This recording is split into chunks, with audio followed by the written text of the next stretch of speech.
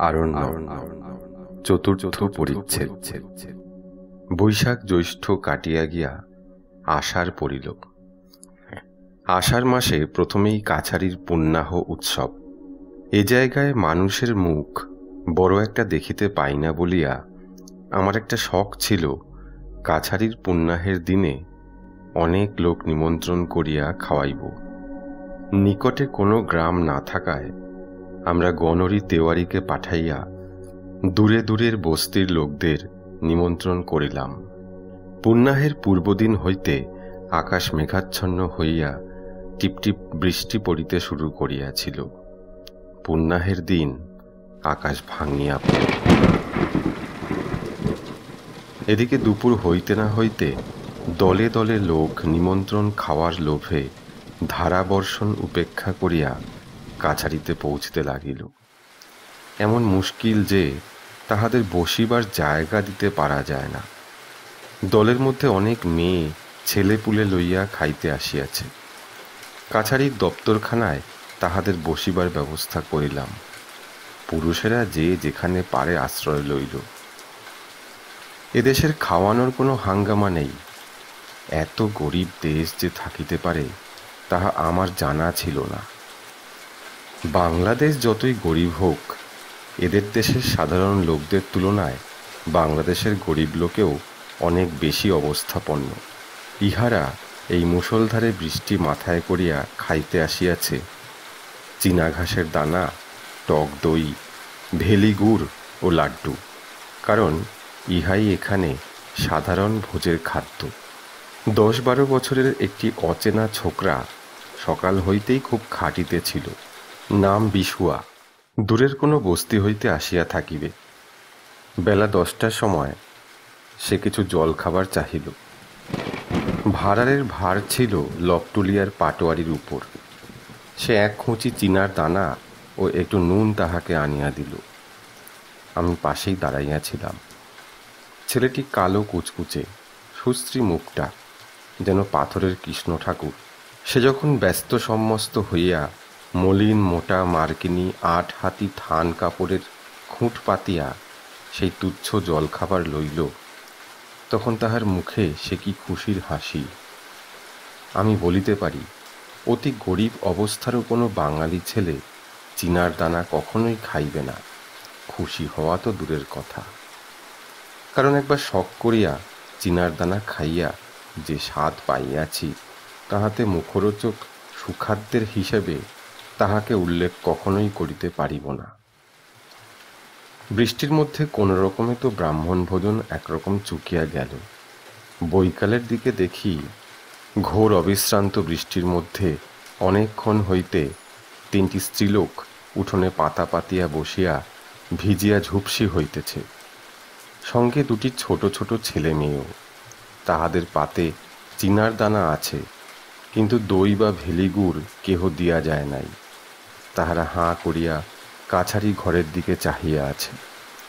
পাটোয়ারিকে ডাকিয়া বলিলাম, এদের কে দিচ্ছে? এরা বসে আছে কেন? আর এদের এই বৃষ্টির মধ্যে উঠোনে বসিয়েছেই বা কে? পাটোয়ারি বলিল, হুজুর, ওরা জাতে দোসাদ। ওদের ঘরের দাওয়ায় তুললে ঘরের সব জিনিসপত্র ফেলা যাবে। কোনো ব্রাহ্মণ, ছত্রী কি গাঙ্গোতা সে জিনিস খাবে না। আর জায়গাই বা কোথায় আছে বলুন? ওই গরিব দোসাদদের মেয়ে কয়টির সামনে আমি গিয়া নিজে বৃষ্টিতে ভিজিয়া দাঁড়াইতে লোকজনেরা ব্যস্ত হইয়া তাহাদের পরিবেশন করিতে লাগিল। সামান্য চিনার দানা, গুড় ও জোলো টক দই এক একজন যে পরিমাণ খাইল, চোখে না দেখিলে তাহা বিশ্বাস করিবার কথা নহে। এই ভোজ খাইবার জন্য এত আগ্রহ দেখিয়া ঠিক করিলাম, দোসাদদের এই মেয়েদের নিমন্ত্রণ করিয়া একদিন খুব ভালো করিয়া সত্যকার সভ্য খাদ্য খাওয়াইব। সপ্তাহখানেক পরেই পাটোয়ারিকে দিয়া দোসাদপাড়ার মেয়ে কয়টি ও তাহাদের ছেলে মেয়েদের নিমন্ত্রণ করিলাম। সেদিন তাহারা যাহা খাইল, লুচি, মাছ, মাংস, ক্ষীর, দই, পায়েস, চাটনি, জীবনে কোনোদিন সেরকম ভোজ খাওয়ার কল্পনাও করে নাই। তাদের বিস্মিত ও আনন্দিত চোখ মুখের সে হাসি কতদিন আমার মনে ছিল। সেই ভবঘুরে গাঙ্গোতা ছোকরা বিশুয়াও সে দলে ছিল। সার্ভে ক্যাম্প থেকে একদিন ঘোড়া করিয়া ফিরিতেছি। বনের মধ্যে একটা লোক কাশ ঘাসের ঝোপের পাশে বসিয়া কলাইয়ের ছাতু মাখিয়া খাইতেছে। পাত্রের অভাবে ময়লা থান কাপড়ের প্রান্তেই ছাতুটা মাখিতেছে। এত বড় একটা তাল যে একজন লোকে, হলই বা হিন্দুস্তানি মানুষ তো বটে, কি করিয়া অত ছাতু খাইতে পারে এ আমার বুদ্ধির অগোচর। আমায় দেখিয়া লোকটা সসম্ভ্রমে খাওয়া ছাড়িয়া উঠিয়া দাঁড়াইয়া সেলাম ঠুকিয়া বলিল, मैनेजर साहेब, थोड़ा जलखाई करते हैं हुजूर, माफ कीजिए। একজন ব্যক্তি নির্জনে বসিয়া শান্তভাবে জল খাবার খাইতেছে। ইহার মধ্যে মাপ করিবার কি আছে খুঁজিয়া পাইলাম না। বলিলাম, খাও খাও, তোমায় উঠতে হবে না। নাম কি তোমার? লোকটা তখনও বসে নাই, দণ্ডায়মান অবস্থাতেই সসম্ভ্রমে বলিল, গরিব কা নাম ধাওতাল সাহু হুজুর। চাহিয়া দেখিয়া মনে হইল লোকটার বয়স 60-এর উপর হইবে। রোগা লম্বা চেহারা, গায়ের রং কালো, পরনে অতি মলিন থান ও মেরজাই, পা খালি। ধাওতাল সাহুর সঙ্গে এই আমার প্রথম আলাপ। কাছারিতে আসিয়া রামজোত পাটোয়ারিকে জিজ্ঞাসা করিলাম, ধাওতাল সাহুকে চেনো? রামজোত বলিল, জি হুজুর, ধাওতাল সাহুকে অঞ্চলে কে না জানে। সে মস্ত বড় মহাজন, লক্ষপতি লোক। এদিকে সবাই তার খাতক, নগচ্ছিয়ায় তার ঘর। পাটোয়ারির কথা শুনিয়া খুব আশ্চর্য হইয়া গেলাম। লক্ষপতি লোক বনের মধ্যে বসিয়া ময়লা উড়ানির প্রান্তে একতাল নিরূপকরণ কলাইয়ের ছাতু খাইতেছে। এ দৃশ্য কোনো বাঙালি লক্ষপতির সম্বন্ধে অন্তত কল্পনা করা অতীব কঠিন। ভাবিলাম পাটোয়ারি বাড়াইয়া বলিতেছে, কিন্তু কাছারিতে যাহাকে জিজ্ঞাসা করি সেই ওই কথা বলে, ধাওতাল সাহু, তার টাকার লেখা জোখা নাই। ইহার পরে নিজের কাজে ধাওতাল সাহু অনেকবার কাছারিতে আমার সহিত দেখা করিয়াছে। প্রতিবার একটু একটু করিয়া তাহার সহিত আলাপ জমিয়া উঠিলে বুঝিলাম একটি অতি অদ্ভুত লোকোত্তর চরিত্রের মানুষের সঙ্গে পরিচয় ঘটিয়াছে। বিংশ শতাব্দীতে এ ধরনের লোক যে আছে, না দেখিলে বিশ্বাস করা যায় না। ধাওতালের বয়স যাহা আন্দাজ করিয়াছিলাম, প্রায় 63-64। কাছারির পূর্ব দক্ষিণ দিকে জঙ্গলের প্রান্ত হইতে 12-13 মাইল দূরে নওগচ্ছিয়া নামে গ্রামে তাহার বাড়ি। এ অঞ্চলে প্রজা, জোতদার, জমিদার, ব্যবসাদার প্রায় সকলেই ধাওতাল সাহুর খাতক। কিন্তু তাহার মজা এই যে টাকা ধার দিয়া সে জোর করিয়া কখনো তাগাদা করিতে পারে না। কত লোকে যে কত টাকা তাহার ফাঁকি দিয়াছে, তাহার মতো নিরীহ ভালো মানুষ লোকের মহাজন হওয়া উচিত ছিল না। কিন্তু লোকের উপরোধ সে এড়াইতে পারে না। বিশেষত সে বলে, যখন সকলেই মোটা সুদ লিখিয়া দিয়াছে, তখন ব্যবসা হিসেবেও তো টাকা দেওয়া উচিত। একদিন ধাওতাল আমার সঙ্গে দেখা করিতে আসিল। উড়ানিতে বাঁধা এক বান্ডিল পুরনো দলিলপত্র। বলিল, হুজুর, মেহেরবানি করে একটু দেখবেন দলিলগুলো। পরীক্ষা করিয়া দেখি প্রায় 8-10 হাজার টাকার দলিল ঠিক সময়ে নালিশ না করার দরুন তামাদি হইয়া গিয়াছে।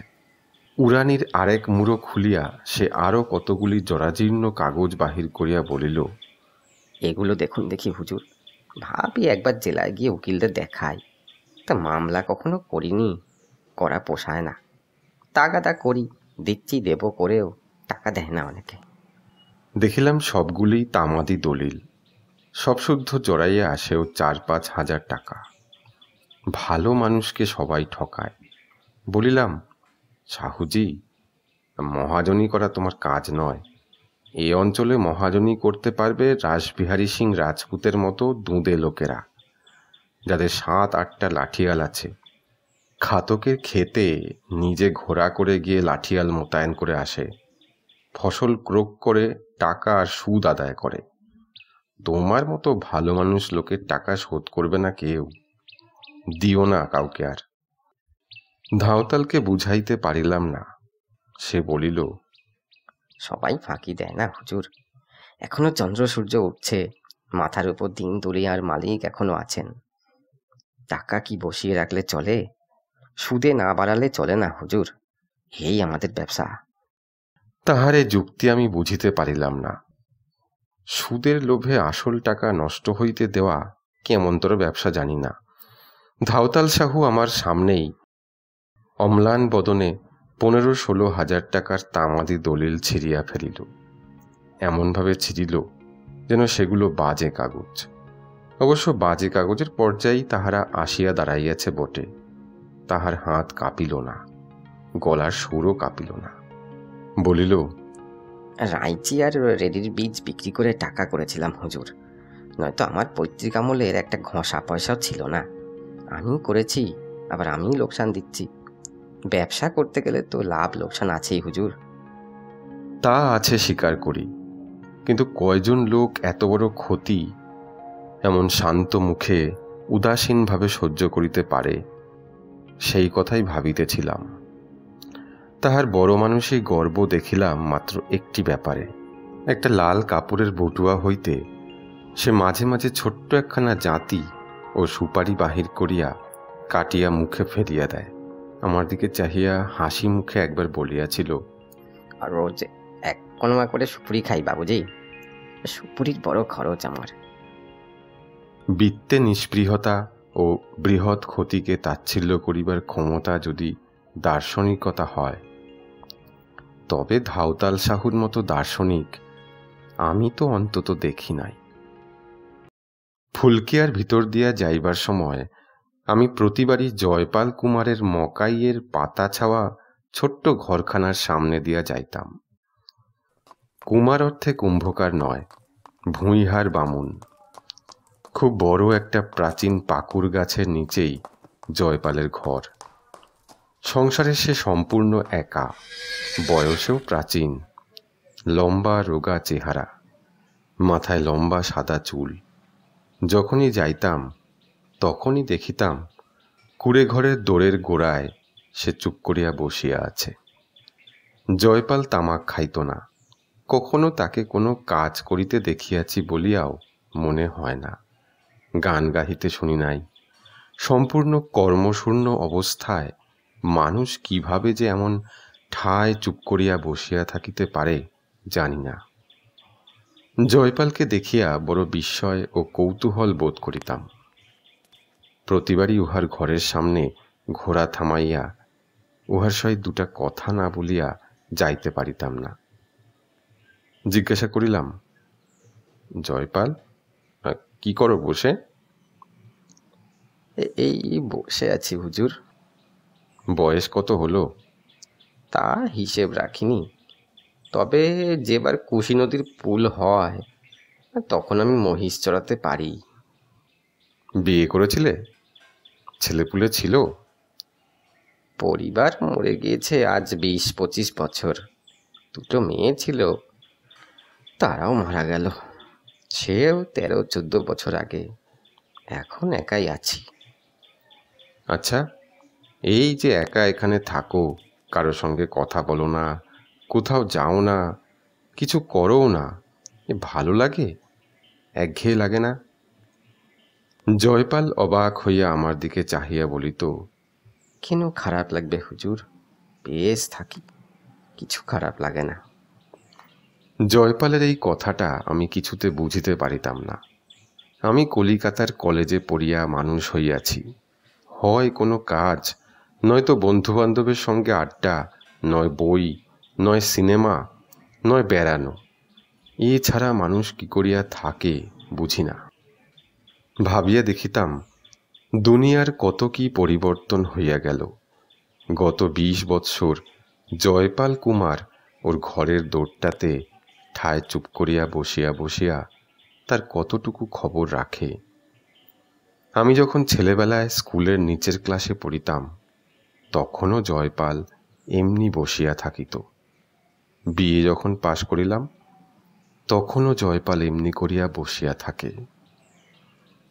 আমার জীবনেরই নানা ছোট বড় ঘটনা, যা আমার কাছে পরম বিস্ময়কর বস্তু, তারই সঙ্গে মিলাইয়া জয়পালের এই বৈচিত্র্যহীন নির্জন জীবনের অতীত দিনগুলির কথা ভাবিতাম। জয়পালের ঘরখানা গ্রামের একেবারে মাঝখানে হইলেও কাছে অনেকটা পতিত জমি ও মকাই ক্ষেত।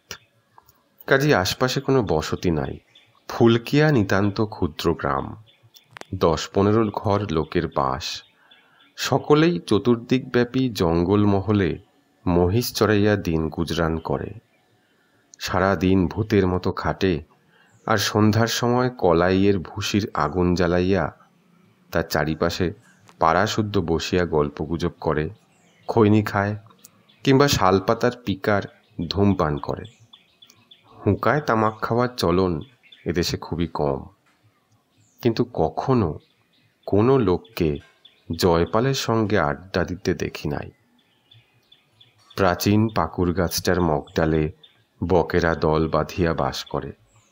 দূর হইতে দেখিলে মনে হয় গাছের মাথায় থোকা থোকা সাদা ফুল ফুটিয়াছে। স্থানটা ঘন ছায়া ভরা, নির্জন, আর সেখানটাতে দাঁড়াইয়া যেদিকেই চোখ পড়ে সেদিকেই নীল নীল পাহাড়, দূর দিগন্তে হাত ধরাধরি করিয়া ছোট ছেলে মেয়েদের মতো মণ্ডলাকারে দাঁড়াইয়া। আমি পাকুর গাছের ঘন ছায়ায় দাঁড়াইয়া যখন জয়পালের সঙ্গে কথা বলিতাম, তখন আমার মনে এই সুবৃহৎ বৃক্ষতলের নিবিড় শান্তি ও গৃহস্বামীর অনুদ্বিগ্ন নিস্পৃহ ধীর জীবনযাত্রা ধীরে ধীরে কেমন একটা প্রভাব বিস্তার করিত। ছুটাছুটি করিয়া বেড়াইয়া লাভ কি? কি সুন্দর ছায়া এই শ্যাম বংশী বটের! কেমন মন্থর যমুনা জল, অতীতের শত শতাব্দী পায়ে পায়ে পার হইয়া সময়ের উজানে চলিয়া যাওয়া কি আরামের! কিছু জয়পালের জীবনযাত্রার প্রভাব ও কিছু চারিধারের বাধা বন্ধন শূন্য প্রকৃতি আমাকেও ক্রমে ক্রমে যেন ওই জয়পাল কুমারের মতো নির্বিকার, উদাসীন ও নিস্পৃহ করিয়া তুলিতেছে। শুধু তাই নয়, আমার যে চোখ কখনো এর আগে ফুটে নাই, সে চোখ যেন ফুটিয়াছে। যে সব কথা কখনো ভাবি নাই, তাহাই ভাবাইতেছে। ফলে এই মুক্ত প্রান্তর ও ঘনশ্যামা অরণ্য প্রকৃতিকে এত ভালোবাসিয়া ফেলিয়াছি যে একদিন পূর্ণিয়া কি মুঙ্গের শহরে কার্য উপলক্ষে গেলে মন উড়ু উড়ু করে, মন টিকিতে চায় না। মনে হয় কতক্ষণে জঙ্গলের মধ্যে ফিরিয়া যাইব, কতক্ষণে আবার সেই ঘন নির্জনতার মধ্যে, অপূর্ব জ্যোৎস্নার মধ্যে, সূর্যাস্তের মধ্যে, দিগন্তব্যাপী কালবৈশাখীর মেঘের মধ্যে, তারাভরা নিদাঘ নিশীথের মধ্যে ডুব দিব। ফিরিবার সময় সভ্য লোকালয়কে বহুদূর পিছনে ফেলিয়া মুকুন্দি চাকলাদারের হাতের বাবলা কাঠের খুঁটির পাশ কাটাইয়া যখন নিজের জঙ্গলের সীমানায় ঢুকি, তখন সুদূর বিসর্পী নিবিড় শ্যাম বনানী প্রান্তর, শিলাস্তূপ, বনটিয়ার ঝাঁক, নীলগাইয়ের জেরা, সূর্যালোক, ধরণীর মুক্ত প্রসার আমায় একেবারে এক মুহূর্তে অভিভূত করিয়া দেয়। পঞ্চম পরিচ্ছেদ। খুব জ্যোৎস্না, তেমনি হাড় কাঁপানো শীত। পৌষ মাসের শেষ। সদর কাছারি হইতে লপটুলিয়ার টিহি কাছারিতে তদারক করিতে গিয়াছি। লপটুলিয়ার কাছারিতে রাত্রে রান্না শেষ হইয়া সকলের আহারাদি হইতে রাত 11টা বাজিয়া যাইত। একদিন খাওয়া শেষ করিয়া রান্নাঘর হইতে বাহিরে আসিয়া দেখি তত রাত্রে আর সেই কনকনে হিমবর্ষী আকাশের তলায় কে একটি মেয়ে ফুটফুটে জ্যোৎস্নায় কাছারির কম্পাউন্ডের সীমানায় দাঁড়াইয়া আছে। পাটোয়ারিকে জিজ্ঞাসা করিলাম, ওখানে কে দাঁড়িয়ে? পাটোয়ারি বলিল, ও কুন্তা, আপনার আসবার কথা শুনে আমায় কাল বলছিল। ম্যানেজার বাবু আসবেন, তার পাতের ভাত আমি গিয়ে নিয়ে আসবো। আমার ছেলেপুলের বড় কষ্ট, তাই বলেছিলাম যাস। কথা বলিতেছি, এমন সময় কাছারির টহলদার বলোয়া ডাল মাখা ভাত, ভাঙা মাছের টুকরো, পাতের গোড়ায় ফেলা তরকারি ও ভাত, দুধের বাটির ভুক্তাবশিষ্ট দুধ ভাত সব লইয়া গিয়া মেয়েটির আনিত একটা পেতলের কানা উঁচু থালায় ঢালিয়া দিল। মেয়েটি চলিয়া গেল। 8-10 দিন সেবার লপটুলিয়া কাছারিতে ছিলাম। প্রতি রাত্রে দেখিতাম ইঁদারার পারে সেই মেয়েটি আমার পাতের ভাতের জন্য সেই গভীর রাত্রে আর সেই ভয়ানক শীতের মধ্যে বাহিরে শুধু আঁচল গায়ে দিয়া দাঁড়াইয়া আছে। প্রতিদিন দেখিতে দেখিতে একদিন কৌতূহল বশে পাটোয়ারিকে জিজ্ঞাসা করিলাম, কোনটা যে রোজ ভাত নিয়ে যায়?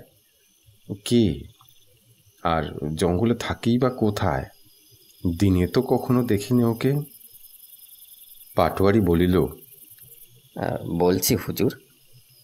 ঘরের মধ্যে সন্ধ্যা হইতে কাঠের গুঁড়ি জ্বালাইয়া গনগনে আগুন করা হইয়াছে। তারই ধারে চেয়ার পাতিয়া অনেকক্ষণ ধরিয়া বসিয়া কিস্তির আদায়ী হিসাব মিলাইতেছিলাম। আহারাদি শেষ করিয়া আসিয়া মনে হইল একদিনের পক্ষে কাজ যথেষ্টই করিয়াছি। কাগজপত্র গুটাইয়া পাটোয়ারির গল্প শুনিতে প্রস্তুত হইলাম। শুনুন হুজুর, বছর 10 আগে এ অঞ্চলে দেবী সিং রাজপুতের বড় রবরবা ছিল। তার ভয়ে যত গাঙ্গোতা আর চাষি ও চরিত প্রজা জুজু হয়ে থাকত। দেবী সিংয়ের ব্যবসা ছিল খুব চড়া সুদে টাকা ধার দেওয়া এই সব লোককে, আর তারপর লাঠিবাজি করে সুদ ও আসল টাকা আদায় করা। তার তাবে 8-9 জন লাঠিয়াল পাইকি ছিল। এখন যেমন রাসবিহারী সিং রাজপুত এ অঞ্চলের মহাজন, তখন ছিল দেবী সিং। দেবী সিং জৈনপুর জেলা থেকে এসে পূর্ণিয়ায় বাস করে। তারপর টাকা ধার দিয়ে জোর জবরদস্তি করে এদেশের যত ভীতু গাঙ্গতা প্রজাদের হাতের মুঠোয় পুরে ফেললে। এখানে আসবার বছর কয়েক পরে সে কাশি যায় এবং সেখানে এক বাইজির বাড়ি গান শুনতে গিয়ে তার 14-15 বছরের মেয়ের সঙ্গে দেবী সিংয়ের খুব ভাব হয়। তারপর তাকে নিয়ে দেবী সিং পালিয়ে এখানে আসে। দেবী সিংয়ের বয়স 27-28 হবে। এখানে এসে দেবী সিং তাকে বিয়ে করে, কিন্তু বাইজির মেয়ে বলে সবাই যখন জেনে ফেললে, তখন দেবী সিংয়ের নিজের জাত ভাই রাজপুতরা ওর সঙ্গে খাওয়া দাওয়া বন্ধ করে ওকে এক ঘরে করলে। পয়সার জোরে দেবী সিং সেসব গ্রাহ্য করতো না। তারপর বাবুগিরি আর অযথা ব্যয় করে এবং এই রাসবিহারী সিংয়ের সঙ্গে মকদ্দমা করতে গিয়ে দেবী সিং সর্বশান্ত হয়ে গেল। আজ বছর 4 হলো সে মারা গিয়েছে। ওই কুন্তাই দেবী সিং রাজপুতের সে বিধবা স্ত্রী। এক সময় ও লপটুলিয়া থেকে কিংখাবের ঝালর দেওয়া পালকি চেপে কুশি ও কলবলিয়ার সঙ্গমে স্নান করতে যেত। বিকানির মিচড়ি খেয়ে জল খেত। আজ ওর এই দুর্দশা। আরও মুশকিল এই যে বাইজির মেয়ে সবাই জানে বলে ওর এখানে জাত নেই। তা কি ওর স্বামীর আত্মীয় বন্ধু রাজপুতদের মধ্যে, কি দেশওয়ালি গাঙ্গোদাদের মধ্যে। ক্ষেত থেকে গম কাটা হয়ে গেলে যে গমের গুঁড়ো শীষ পড়ে থাকে, তাই টুকরি করে খেতে খেতে বেরিয়ে কুড়িয়ে এনে বছরে 2-1 মাস ছোট ছোট ছেলেমেয়েদের আটপেটা খাইয়ে রাখে। কিন্তু কখনো হাত পেতে ভিক্ষে করতে ওকে দেখিনি হুজুর। আপনি এসেছেন জমিদারের ম্যানেজার, রাজার সমান। আপনার এখানে প্রসাদ পেলে ওর তাতে অপমান নেই। বলিলাম, ওর মা সেই বাইজি ওর খোঁজ করেনি তারপর কখনো? পাটোয়ারি বলিল, দেখিনি তো কখনো হুজুর। আর কুন্তাও কখনো মায়ের খোঁজ করেনি। ওই দুঃখ ধান্দা করে ছেলেপুলেকে খাওয়াচ্ছে। এখন ওকে কি দেখছেন? ওর এক সময় যা রূপ ছিল, এই অঞ্চলে সেরকম কখনো কেউ দেখেনি। এখন বয়সও হয়েছে, আর বিধবা হওয়ার পরে দুঃখে কষ্টে সে চেহারার কিছু নেই। বড় ভালো আর শান্ত মেয়ে কুন্তা, কিন্তু এদেশে ওকে কেউ দেখতে পারে না। সবাই নাক ছিটকে থাকে, নিচু চোখে দেখে। বোধহয় বাইজির মেয়ে বলে। বলিলাম, তা বুঝলাম, কিন্তু এই রাত 12টার সময় এই ঘন জঙ্গলের মধ্য দিয়ে ও একা লপটলিয়া বস্তিতে যাবে? সে তো এখান থেকে প্রায় 3 পোয়া পথ। ওর কি ভয় করলে চলে হুজুর? এই জঙ্গলে হর বক্ত ওকে একলা ফিরতে হয়, নইলে কে আছে ওর যে চালাবে? তখন ছিল পৌষ মাস। পৌষ কিস্তির তাগাদা শেষ করিয়াই চলিয়া আসিলাম। মাঘ মাসের মাঝামাঝি আরেকবার একটা ক্ষুদ্র চড়ি মহাল ইজারা দিবার উদ্দেশ্যে লপটুলিয়া যাওয়ার প্রয়োজন হইয়াছিল। তখন শীত কিছুমাত্র কমে নাই, তার উপরে সারাদিন পশ্চিমা বাতাস বহিবার ফলে প্রত্যহ সন্ধ্যার পরে শীত দ্বিগুণ বাড়িতে লাগিল। একদিন মহালের উত্তর সীমানায় বেড়াইতে বেড়াইতে কাছারি হইতে অনেক দূরে গিয়া পড়িয়াছি।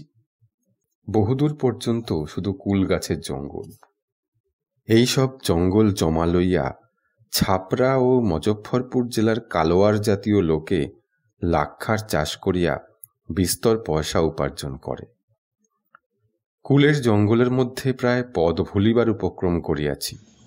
এমন সময় হঠাৎ একটা নারী কণ্ঠে আর্ত ক্রন্দনের শব্দ, বালক বালিকার গলার চিৎকার ও কান্না এবং কর্কশ পুরুষ কণ্ঠে গালিগালাজ শুনিতে পাইলাম।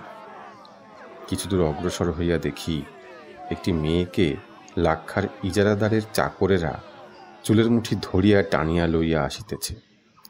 মেয়েটির পরনে ছিন্ন মলিন বস্ত্র, সঙ্গে 2-3টি ছোট ছোট ররুদ্যমান বালক বালিকা। দুজন ছত্রী চাকরের মধ্যে একজনের হাতে একটা ছোট ঝুড়িতে আধ ঝুড়ি পাকা কুল। আমাকে দেখিয়া ছত্রী দুজন উৎসাহ পাইয়া যাহা বলিল, তাহার অর্থ এই যে তাহাদের ইজারা করা জঙ্গলে এই গাঙ্গতিন চুরি করিয়া কুল পাড়িতেছিল বলিয়া তাহাকে কাছারিতে পাটোয়ারির বিচারার্থ ধরিয়া লইয়া যাইতেছে। হুজুর আসিয়া পড়িয়াছেন, ভালোই হইয়াছে। প্রথমেই ধমক দিয়া মেয়েটিকে তাহাদের হাত হইতে ছাড়াইলাম। মেয়েটি তখন ভয়ে লজ্জায় জড়সড় হইয়া একটি কুলঝোপের আড়ালে গিয়া দাঁড়াইয়াছে। তাহার দুর্দশা দেখিয়া এত কষ্ট হইল, ইজারাদারের লোকেরা কি সহজে ছাড়িতে চায়?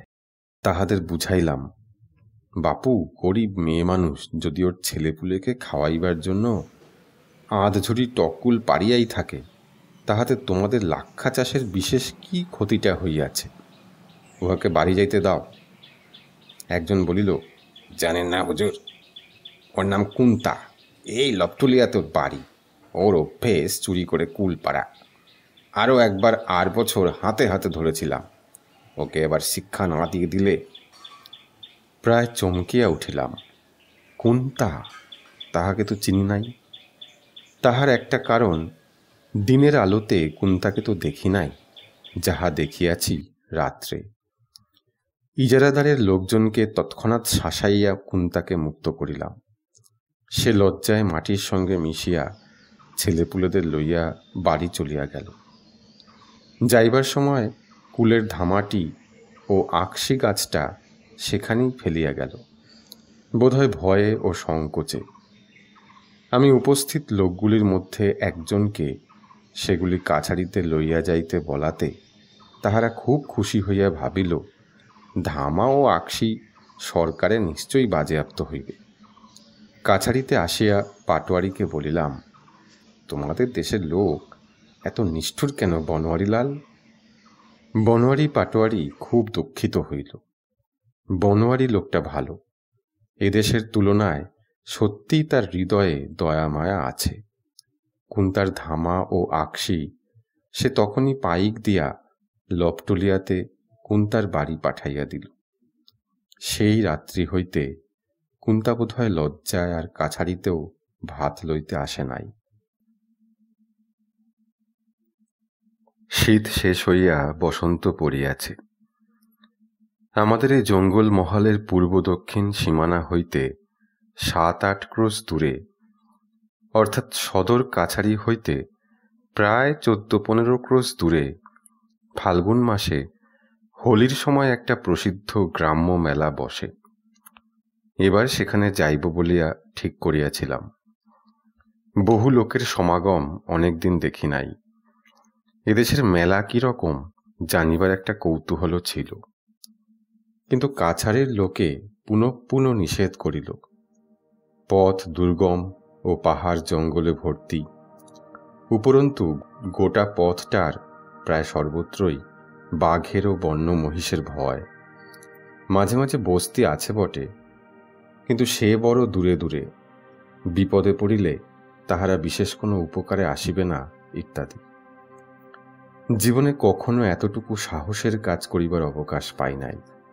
এই সময়ে এই সব জায়গায় যতদিন আছি, যাহা করিয়া লইতে পারি, বাংলাদেশে ও কলিকাতায় ফিরিয়া গেলে কোথায় পাইব জঙ্গল, কোথায় পাইব বাঘ ও বন্য মহিষ?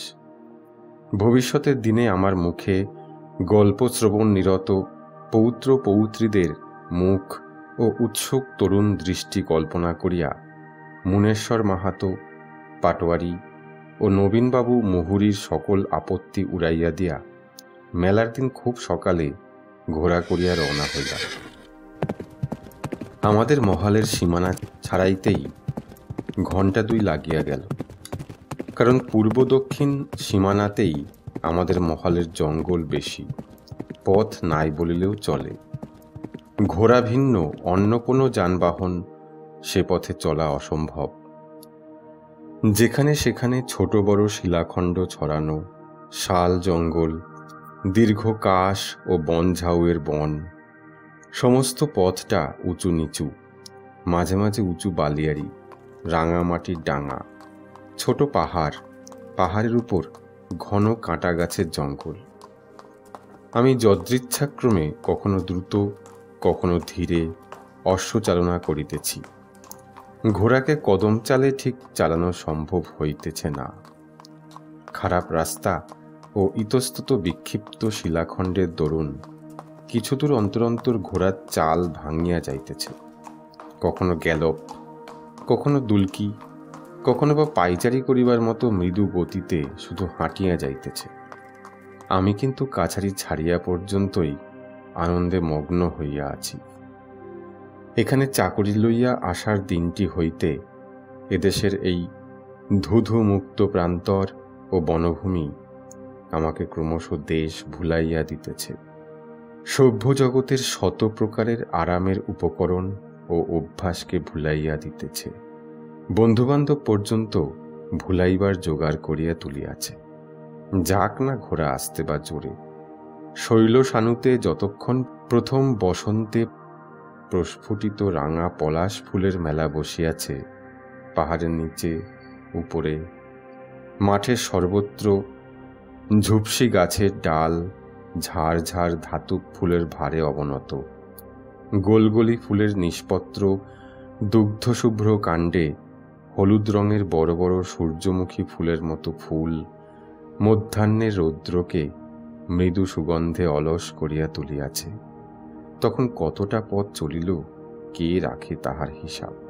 কিন্তু হিসাব খানিকটা যে রাখিতেই হইবে, নতুবা দিগ্ভ্রান্ত ও পদভ্রান্ত হইবার সম্পূর্ণ সম্ভাবনা।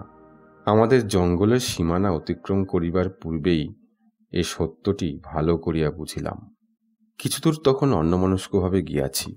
হঠাৎ দেখি সম্মুখে বহুদূরে একটা খুব বড় অরণ্যানীর ধূম্রনীল শীর্ষদেশ রেখাকারে দিগ্বলয়ের সে অংশে এ প্রান্ত হইতে ও প্রান্ত পর্যন্ত বিস্তৃত। কোথা হইতে আসিল এত বড় বন এখানে? কাছারিতে কেহ তো একথা বলে নাই যে মৈশণ্ডীর মেলার কাছাকাছি কোথাও অমন বিশাল অরণ্য বর্তমান। পরক্ষণেই ঠাহর করিয়া বুঝিলাম পথ হারাইয়াছি। সম্মুখের বনরেখা মোহনপুরা রিজার্ভ ফরেস্ট না হইয়া যায় না, যাহা আমাদের কাছারি হইতে খাড়া উত্তর পূর্ব কোণে অবস্থিত। এসব দিকে চলতি বাঁধা পথ বলিয়া কোনো জিনিস নাই। লোকজনও কেহ বড় একটা হাঁটে না। তাহার উপর চারদিক দেখিতে ঠিক একই রকম, সেই এক ধরনের ডাঙা, এক ধরনের পাহাড়, এক ধরনের গোলগলি ও ধাতব ফুলের বন, সঙ্গে সঙ্গে আছে চড়া রৌদ্রে কম্পমান তাপ তরঙ্গ। দিকভুল হইতে বেশিক্ষণ লাগে না আনারি লোকের পক্ষে। ঘোড়ার মুখ আবার ফিরাইলাম। হুঁশিয়ার হইয়া গন্তব্যস্থানের অবস্থান নির্ণয় করিয়া একটা দিকচিহ্ন দূর হইতে আন্দাজ করিয়া বাছিয়া লইলাম। অকুল সমুদ্রে জাহাজ ঠিক পথে চালনা, অনন্ত আকাশে এরোপ্লেনের পাইলটের কাজ করা, আর এইসব অজানা সুবিশাল পথহীন বনপ্রান্তরে অশ্বচালনা করিয়া তাহাকে গন্তব্যস্থানে লইয়া যাওয়া প্রায় একই শ্রেণীর ব্যাপার। অভিজ্ঞতা যাহাদের আছে তাহাদের এই কথার সত্যতা বুঝিতে বিলম্ব হইবে না। আবার রৌদ্রদগ্ধ নিষ্পত্র গুল্মরাজি, আবার বনকুসুমের মৃদু মধুর গন্ধ, আবার অনাবৃত শিলাস্তূপ সদৃশ প্রতীয়মান গণ্ড শৈলমালা, আবার রক্তপলাশের শোভা। বেলা বেশ চড়িল। জল খাইতে পাইলে ভালো হইত। ইহার মধ্যেই মনে হইল, কারো নদী ছাড়া এ পথে কোথাও জল নাই জানি। এখনো আমাদের জঙ্গলের সীমা কতক্ষণে ছাড়াইব ঠিক নাই, কারো নদী তো বহুদূর। এ চিন্তার সঙ্গে সঙ্গে তৃষ্ণা যেন হঠাৎ বাড়িয়া উঠিল। মুকুন্দি চাকলাদারকে বলিয়া দিয়েছিলাম, আমাদের মহালের সীমানা জ্ঞাপক বাবলা কাঠের খুঁটি বা মহাবীরের ধ্বজার অনুরূপ যাহা হয় কিছু পুঁতিয়া রাখে। এ সীমানায় কখনো আসি নাই। দেখিয়া বুঝিলাম চাকলাদার সে আদেশ পালন করে নাই। ভাবিয়াছে, এই জঙ্গল ঠেলিয়া কলিকাতার ম্যানেজার বাবু আর সীমানা পরিদর্শনে আসিয়াছেন, তুমিও যেমন, কে খাটিয়া মরে, যেমন আছে তেমনি থাকুক। পথের কিছু দূরে আমাদের সীমানা ছাড়াইয়া এক জায়গায় ধোঁয়া উঠিতেছে দেখিয়া সেখানে গেলাম। জঙ্গলের মধ্যে একদল লোক কাঠ পুড়াইয়া কয়লা করিতেছে। এই কয়লা তাহারা গ্রামে গ্রামে শীতকালে বেচিবে। এদেশের শীতে গরিব লোকে মালসায় কয়লার আগুন করিয়া শীত নিবারণ করে। কাঠকয়লা 4 সের পয়সায় বিক্রি হয়, তাও কিনিবার পয়সা অনেকের জোটে না। আর এত পরিশ্রম করিয়া কাঠকয়লা পুড়াইয়া পয়সায় 4 সের দরে বেচিয়া কয়লাওয়ালাদের মজুরি বা কিভাবে পোষায় তাও বুঝি না। এদেশে পয়সা জিনিসটা বাংলাদেশের মতো সস্তা নয়, এখানে আসিয়া পর্যন্ত তা দেখিতেছি। শুকনো কাশ ও সাবাই ঘাসের ছোট্ট একটা ছাউনি কেঁদ ও আমলকির বনে। সেখানে বড় একটা মাটির হাঁড়িতে মকাই সিদ্ধ করিয়া কাঁচা শালপাতায় সকলে একত্রে খাইতে বসিয়াছে। আমি যখন গেলাম, লবণ ছাড়া অন্য কোনো উপকরণই নাই। নিকটে বড় বড় গর্তের মধ্যে ডালপালা পুড়িতেছে। একটা ছোকরা সেখানে বসিয়া কাঁচা শালের লম্বা ডাল দিয়া আগুনে ডালপালা উল্টাইয়া দিতেছে। জিজ্ঞাসা করিলাম, কি ও গর্তের মধ্যে কি পুড়ছে? তাহারা খাওয়া ছাড়িয়া সকলে একযোগে দাঁড়াইয়া উঠিয়া ভীত নেত্রে আমার দিকে চাহিয়া থতমত খাইয়া বলিল, লক্ষ্মীর কয়লা হুজুর। আমার ঘোড়ায় চড়া মূর্তি দেখিয়া লোকগুলা ভয় পাইয়াছে। বুঝিলাম আমাকে বন বিভাগের লোক ভাবিয়াছে। এসব অঞ্চলের বন গভর্নমেন্টের খাস মহলের অন্তর্ভুক্ত। বিনা অনুমতিতে বন কাটা কি কয়লা পোড়ানো বেআইনি। আমি তাহাদের আশ্বস্ত করিলাম, আমি বন বিভাগের কর্মচারী নই, কোনো ভয় নাই তাদের, যত ইচ্ছা কয়লা করুক, একটু জল পাওয়া যায় এখানে। খাওয়া ফেলিয়া একজন ছুটিয়া গিয়া মাজা ঝকঝকে জামবাটিতে পরিষ্কার জল আনিয়া দিল। জিজ্ঞাসা করিয়াই জানিলাম কাছেই বনের মধ্যে ঝর্ণা আছে, তার জল। ঝর্ণা? আমার কৌতূহল হইল, ঝর্ণা কোথায়? শুনি নাই তো এখানে ঝর্ণা আছে। উহারা বলিল, ঝর্ণা নাই হুজুর, উনুই। পাথরের গর্তে একটু একটু করে জল জমে। 1 ঘন্টায় সে জল হয়, খুব সাফা পানি, আর ঠান্ডাও বহুত। জায়গাটা দেখিতে গেলাম। কি সুন্দর ঠান্ডা বনবীথি। পরীরা বোধহয় এই নির্জন অরণ্যে শিলাতলে শরৎ বসন্তের দিনে কি গভীর নিশীথ রাত্রে জলকেলি করিতে নামে। বনের খুব ঘন অংশে বড় বড় পিয়াল ও কেঁদের ডালপালা দিয়া ঘেরা একটা নাবাল জায়গা। তলাটা কালো পাথরের।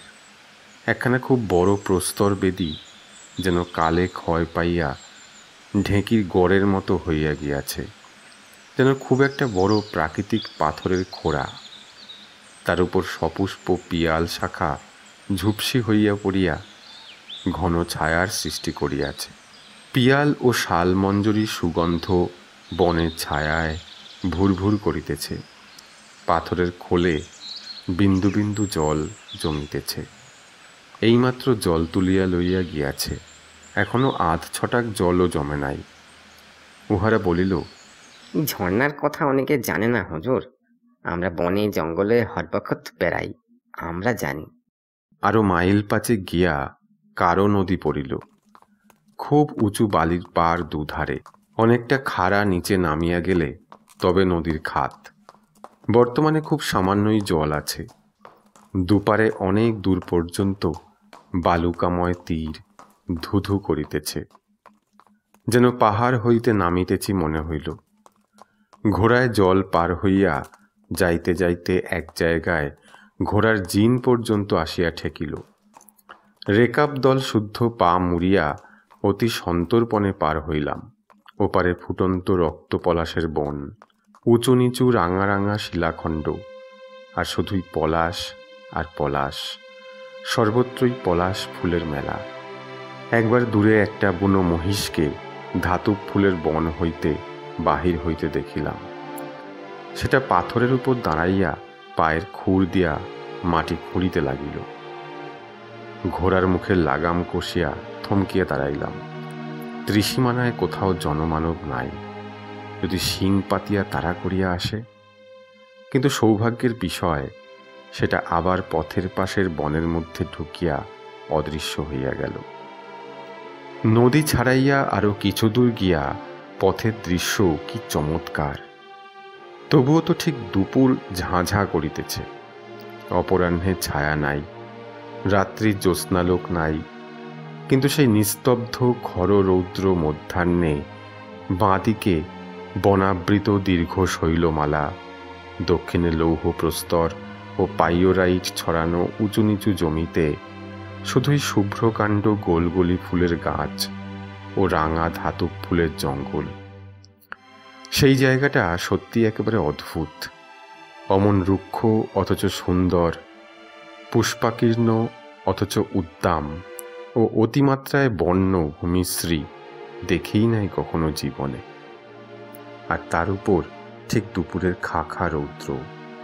মাথায় উপরের আকাশ কি ঘন নীল। আকাশে কোথাও একটা পাখি নাই, শূন্য। মাটিতে বন্য প্রকৃতির বুকে কোথাও একটা মানুষ বা জীবজন্তু নাই, নিঃশব্দ, ভয়ানক নিরালা। চারিদিকে চাহিয়া প্রকৃতির এই বিজন রূপলীলার মধ্যে ডুবিয়া গেলাম। ভারতবর্ষে এমন জায়গা আছে জানিতাম না তো। এই যেন ফিল্মে দেখা দক্ষিণ আমেরিকার অ্যারিজোনা বা নাভাজো মরুভূমি, কিংবা হডসনের পুস্তকে বর্ণিত গিলা নদীর অববাহিকা অঞ্চল। মেলায় পৌঁছিতে বেলা 1টা বাজিয়া গেল। প্রকাণ্ড মেলা, যে দীর্ঘ শৈলশ্রেণী পথের বাঁ ধারে আমার সঙ্গে সঙ্গে কোষ 3 ধরিয়া চলিয়া আসিতেছিল, তারই সর্বদক্ষিণ প্রান্তে ছোট্ট একটা গ্রামের মাঠে পাহাড়ের ঢালুতে চারিদিকে শাল পলাশের বনের মধ্যে এই মেলা বসিয়াছে। মহিষারডি, করারি, তিনটাঙ্গা, লছমনিয়া টোলা, ভীমদাস টোলা, মহালি খারুপ প্রভৃতি দূরের নিকটের নানা স্থান হইতে লোকজন, প্রধানত মেয়েরা আসিয়াছে। তরুণী বন্য মেয়েরা আসিয়াছে চুলে পিয়াল ফুল কি রাঙা ধাতব ফুল গুজিয়া, কারো কারো মাথায় বাঁকা খোপায় কাঠের চিরুনি আটকানো, বেশ সুঠাম সুললিত লাবণ্য ভরা দেহের গঠন প্রায় অনেক মেয়েরই। তারা আমোদ করিয়া খেলো পুঁতির দানার মালা, সস্তা জাপানি কি জার্মানির সাবানের বাক্স, বাঁশি, আয়না, অতি বাজে এসেন্স কিনিতেছে। পুরুষেরা 1 পয়সায় 10টা কালি সিগারেট কিনিতেছে। ছেলেমেয়েরা তিলুয়া, রেউড়ি, রামদানার লাড্ডু ও তেলে ভাজা খাঁজা কিনিয়া খাইতেছে। হঠাৎ মেয়ে মানুষের গলায় আর্ত কান্নার স্বর শুনিয়া চমকিয়া উঠিলাম। একটা উঁচু পাহাড়ি ডাঙায় যুবক যুবতীরা ভিড় করিয়া দাঁড়াইয়া হাসি খুশি গল্প গুজব আদর আপ্যায়নে মত্ত ছিল। কান্নাটা উঠিল সেখান হইতেই। ব্যাপার কি? কেহ কি হঠাৎ পঞ্চত্বপ্রাপ্ত হইল? একজন লোককে জিজ্ঞাসা করিয়া জানিলাম তা নয়, কোনো একটি বধূর সহিত তার পিত্রালয়ের গ্রামের কোনো মেয়ের সাক্ষাৎ হইয়াছে। এদেশের রীতি নাকি এইরূপ, গ্রামের মেয়ে বা কোনো প্রবাসিনী সখী, কুটুম্বিনী বা আত্মীয়ার সঙ্গে অনেক দিন পরে দেখা হইলেই উভয়ে উভয়ের গলা জড়াইয়া মরা কান্না জুড়িয়া দিবে। অনভিজ্ঞ লোক ভাবিতে পারে উহাদের কেহ মরিয়া গিয়াছে। আসলে ইহা আদর আপ্যায়নের একটা অঙ্গ। না কাঁদিলে নিন্দা হইবে। মেয়েরা বাপের বাড়ির মানুষ দেখিয়া কাঁদে না, অর্থাৎ তাহা হইলে প্রমাণ হয় যে স্বামী গৃহে বড় সুখেই আছে। মেয়ে মানুষের পক্ষে ইহা নাকি বড়ই লজ্জার কথা। এক জায়গায় বইয়ের দোকানে চটের থলের উপর বই সাজাইয়া বসিয়াছে। হিন্দি গোলেব কাউলি, লয়লা মজনু, বেতাল 25 প্রেম সাগর ইত্যাদি। প্রবীণ লোকে কেহ কেহ বই উল্টাইয়া পাল্টাইয়া দেখিতেছে। বুঝিলাম বুক স্টলে দণ্ডায়মান পাঠকের অবস্থা আনাতোল ফ্রাঁসের প্যারিসেও যেমন, এই বন্য দেশে করারি 3 টাঙায় হোলির মেলাতেও তাহাই। বিনা পয়সায় দাঁড়াইয়া পড়িতে পারিলে কেহ বড় একটা বই কেনে না। দোকানটির ব্যবসা বুদ্ধি কিন্তু বেশ প্রখর। সে জনৈক তন্ময় চিত্ত পাঠককে জিজ্ঞাসা করিল, কেতাব কিনবে কি? না হয়তো রেখে দিয়ে অন্য কাজ দেখো। মেলার স্থান হইতে কিছু দূরে একটা শালবনের ছায়ায় অনেক লোক রাঁধিয়া খাইতেছে। ইহাদের জন্য মেলার এক অংশে তরি তরকারির বাজার বসিয়াছে। কাঁচা শালপাতার ঠোঙায় শুটকি, কুচো চিংড়ি ও নালসে পিঁপড়ের ডিম বিক্রয় হইতেছে। লাল পিঁপড়ের ডিম এখানকার একটি প্রিয় সুখাদ্য। তাছাড়া আছে কাঁচা পেঁপে, শুকনো কুল, কেঁত ফল, পেয়ারা ও বুনো শিম। হঠাৎ কাহার ডাক কানে গেল। ম্যানেজার বাবু। চাহিয়া দেখি ভিড় ঠেলিয়া লপটুলিয়ার পাটোয়ারির ভাই ব্রহ্মা মাহাতো আগাইয়া আসিতেছে। হুজুর, আপনি কখন এলেন? সঙ্গে কে? বলিলাম, ব্রহ্মা, এখানে কি মেলা দেখতে? না হুজুর, আমি মেলার ইজারাদার। আসুন আসুন, আমার তাঁবুতে চল, পায়ে ধুলো দেবেন, চল চল। মেলার একপাশে ইজারাদারের তাঁবু। সেখানে ব্রহ্মা খুব খাতির করিয়া আমায় লইয়া গিয়া একখানা পুরনো বেন্টুড চেয়ারে বসাইল। সেখানে একজন লোক দেখিলাম। অমন লোক বোধহয় পৃথিবীতে আর দেখিব না। লোকটি কে জানি না, ব্রহ্মা মাহাতুর কোনো কর্মচারী হইবে। বয়স 50-60 বছর, গা খালি, রং কালো, মাথার চুল কাঁচা পাকায় মেশানো। তাহার হাতে একটা বড় থলিতে 1 থলি পয়সা, বগলে একখানা খাতা। সম্ভবত মেলার খাজনা আদায় করিয়া বেড়াইতেছে। ব্রহ্মা মাহাতোকে হিসাব বুঝাইয়া দেবে। মুগ্ধ হইলাম তাহার চোখের দৃষ্টির ও মুখের অসাধারণ দীন নম্র ভাব দেখিয়া। যেন কিছু ভয়ের ভাবও মেশানো ছিল সে দৃষ্টিতে। ব্রহ্মা মাহাতো রাজা নয়, ম্যাজিস্ট্রেট নয়, কাহারও দণ্ডমুণ্ডের কর্তাও নয়, গভর্নমেন্টের খাস মহলের জনৈক বর্ধিষ্ণু প্রজা মাত্র। লইয়াছেই না হয় মেলার ইজারা, এত দিন ভাব কেন ও লোকটার তার কাছে? তারও পরে আমি যখন তাঁবুতে গেলাম, স্বয়ং ব্রহ্মা মাহাতো আমাকে অত খাতির করিতেছে দেখিয়া লোকটা আমার দিকে অতিরিক্ত সম্ভ্রম ও দীনতার দৃষ্টিতে ভয়ে ভয়ে একাধবারের বেশি চাহিতে ভরসা পাইল না। ভাবিলাম, লোকটার অত দিনহীন দৃষ্টি কেন? খুব কি গরিব? লোকটার মুখে কি যেন ছিল, বারবার আমি চাহিয়া দেখিতে লাগিলাম। Blessed are the meek, for theirs is the kingdom of heaven. এমন ধারা সত্যিকার দিন বিনম্র মুখ কখনো দেখি নাই। ব্রহ্মা মাহাতোকে লোকটার কথা জিজ্ঞাসা করিয়া জানিলাম তার বাড়ি করারি তিনটাঙা। যে গ্রামে ব্রহ্মা মাহাতোর বাড়ি, নাম গিরিধারী লাল, জাতি গাঙ্গোতা। উহার এক ছোট ছেলে ছাড়া আর সংসারে কেহই নাই। অবস্থা যাহা অনুমান করিয়াছিলাম, অতি গরিব। সম্প্রতি ব্রহ্মা তাহাকে মেলার দোকানের আদায়কারী কর্মচারী বহাল করিয়াছে। দৈনিক 4 আনা বেতন ও খাইতে দিবে। গিরিধারী লালের সঙ্গে আমার আরও দেখা হইয়াছিল, কিন্তু তাহার সঙ্গে শেষবারের সাক্ষাতের সময়কার অবস্থা বড় করুণ। পরে সেসব কথা বলিব।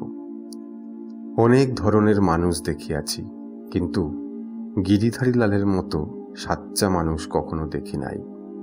কত কাল হইয়া গেল, কত লোককে ভুলিয়া গিয়াছি, কিন্তু যাহাদের কথা চিরকাল মনে আঁকা আছে ও থাকিবে, সেই অতি অল্প কয়েকজন লোকের মধ্যে গিরিধারী লাল একজন। বেলা পড়িয়া আসিতেছে, এখনই রওনা হওয়া দরকার। ব্রহ্মা মাহাতোকে সে কথা বলিয়া বিদায় চাহিলাম। ব্রহ্মা মাহাতো তো একেবারে আকাশ হইতে পড়িল। তাঁবুতে যাহারা উপস্থিত ছিল তাহারা হাঁ করিয়া আমার মুখের দিকে চাহিল। অসম্ভব, এই 30 মাইল রাস্তা অবেলায় ফেরা।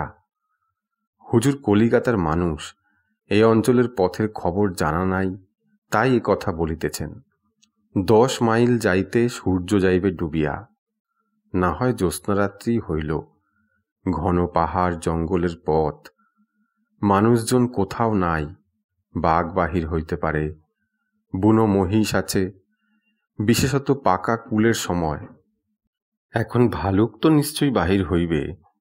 কারো নদীর ওপারে মহালিখারূপের জঙ্গলে এই তো সেদিনও এক গরুর গাড়ির গাড়োয়ানকে বাঘে লইয়াছে। বেচারি জঙ্গলের পথে একা গাড়ি চালাইয়া আসিতেছিল। অসম্ভব হুজুর, রাত্রে এখানে থাকুন, খাওয়া দাওয়া করুন। যখন দয়া করে আসিয়াছেন গরিবের ডেরায়, কাল সকালে তখন ধীরে সুস্থে গেলেই হইবে। এই বাসন্তী পূর্ণিমার পরিপূর্ণ জ্যোৎস্না রাতে জনহীন পাহাড় জঙ্গলের পথে একা ঘোড়ায় চড়িয়া যাওয়ার প্রলোভন আমার কাছে দুর্দমনীয় হইয়া উঠিল। জীবনে আর কখনো হইবে না, এই হয়তো শেষ। আর যে অপূর্ব বন পাহাড়ের দৃশ্য দেখিয়া আসিয়াছি পথে, জ্যোৎস্না রাতে, বিশেষত পূর্ণিমার জ্যোৎস্নায় তাহাদের রূপ একবার দেখিব না, তবে এতটা কষ্ট করিয়া আসিবার কি অর্থ হয়? সকলের স্বনির্বন্ধ অনুরোধ এড়াইয়া রওনা হইলাম। ব্রহ্মা মাহাতো ঠিকই বলিয়াছিল, কারণ নদীতে পৌঁছিবার কিছু পূর্বেই টকটকে লাল সুবৃহৎ সূর্যটা পশ্চিম দিক চক্রবালে একটা অনুচ্চ শৈলমালার পিছনে অস্ত গেল। কারণ নদীর তীরের বালিয়াড়ির উপর যখন ঘোড়া শুদ্ধ উঠিয়াছি, এইবার এখান হইতে ঢালু বালির পথে নদীগর্ভে নামিব, হঠাৎ সেই সূর্যাস্তের দৃশ্য এবং ঠিক পূর্বে বহু দূরে কৃষ্ণরেখার মতো পরিদৃশ্যমান মোহনপুরা রিজার্ভ ফরেস্টের মাথায় নবোদিত পূর্ণ চন্দ্রের দৃশ্য, যুগপৎ এই অস্ত ও উদয়ের দৃশ্যে থমকিয়া ঘোড়াকে লাগাম কষিয়া দাঁড় করাইলাম। সেই নির্জন অপরিচিত নদী তীরে সমস্তই যেন একটা অবাস্তব ব্যাপারের মতো দেখাইতেছে। পথে সর্বত্র পাহাড়ের ঢালুতে ও ডাঙায় ছাড়া ছাড়া জঙ্গল, মাঝে মাঝে সরু পথটাকে যেন দুই দিক হইতে আসিয়া চাপিয়া ধরিতেছে, আবার কোথাও কিছু দূরে সরিয়া যাইতেছে।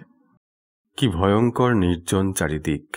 দিনমানে যা হয় একরূপ ছিল, জ্যোৎস্না উঠিবার পর মনে হইতেছে যেন অজানা ও অদ্ভুত সৌন্দর্যময় পরিরাজ্যের মধ্য দিয়া চলিয়াছি। সঙ্গে সঙ্গে বাঘের ভয়ও হইল। মনে পড়িল মেলায় ব্রহ্মা মাহাতো এবং কাছারিতে প্রায় সকলেই রাত্রে এ পথে একা আসিতে বারবার নিষেধ করিয়াছিল।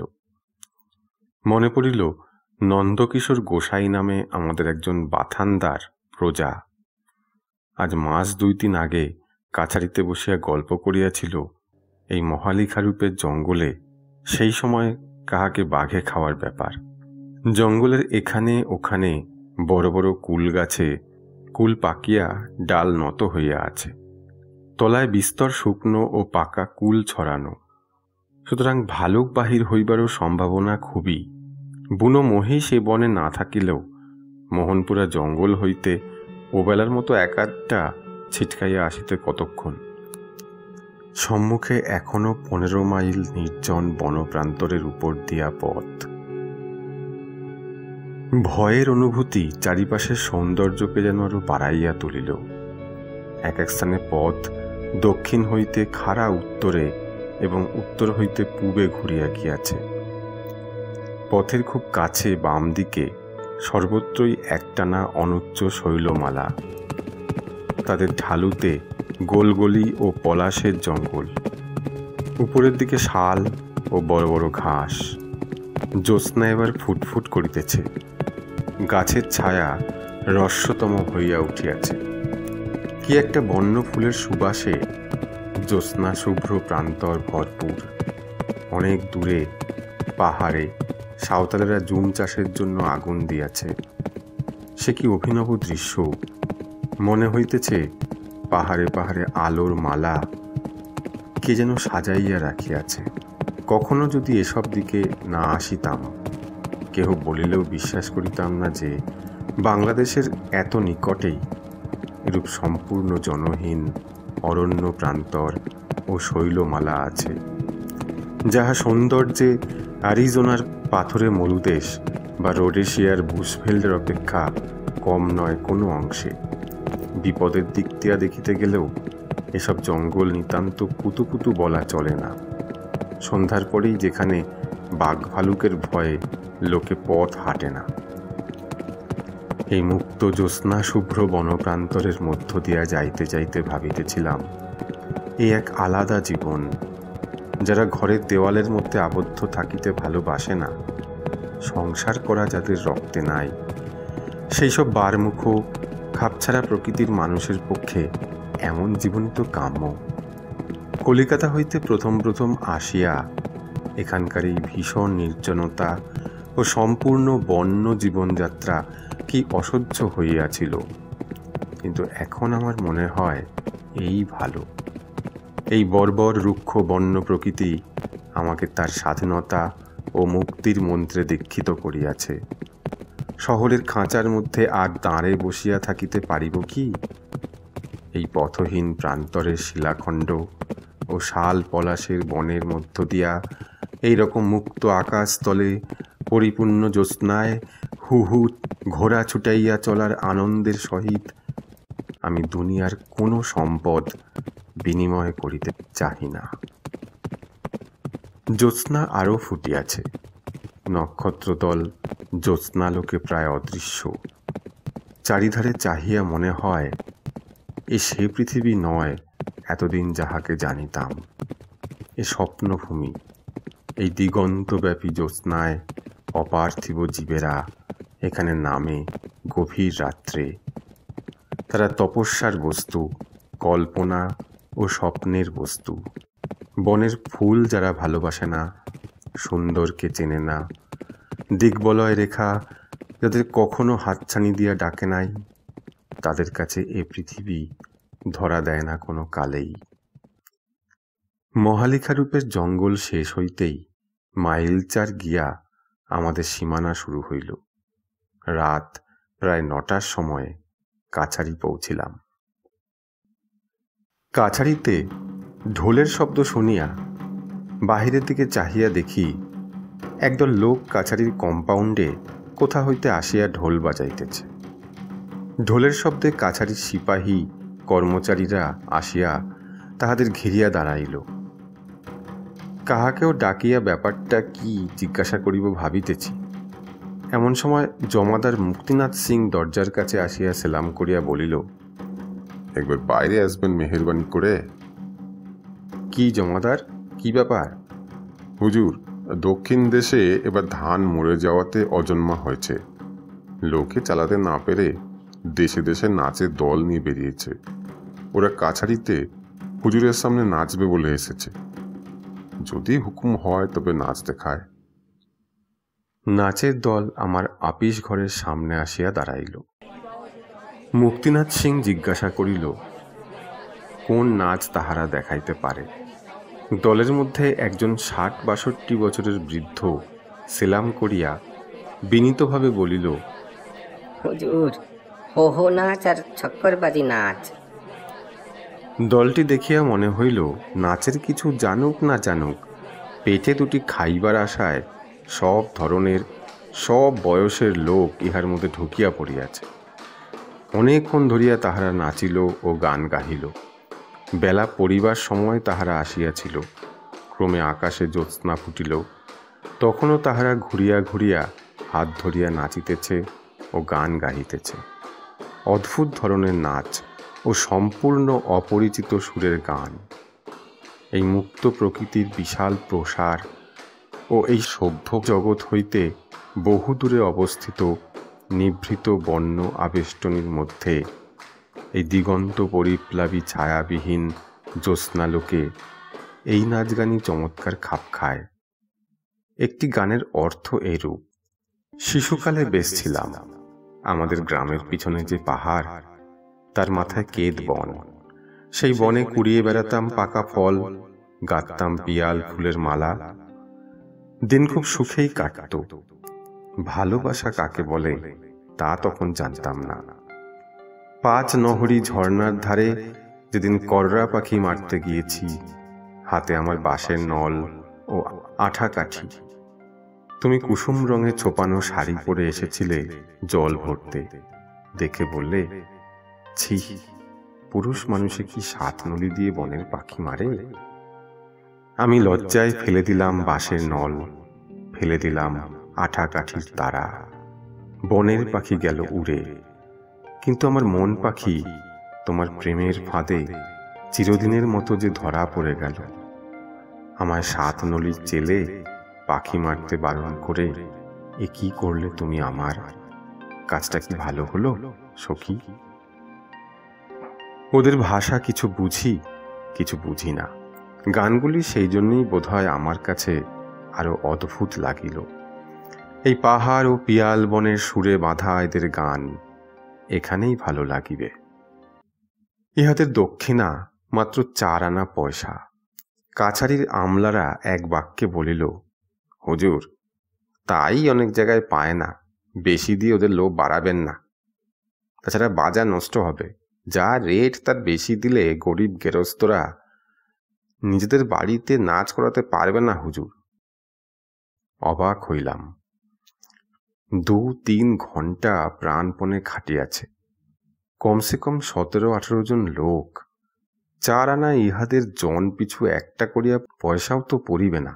আমাদের কাছারিতে নাচ দেখাইতে এই জনহীন প্রান্তর ও বন পার হইয়া এত দূর আসিয়াছে।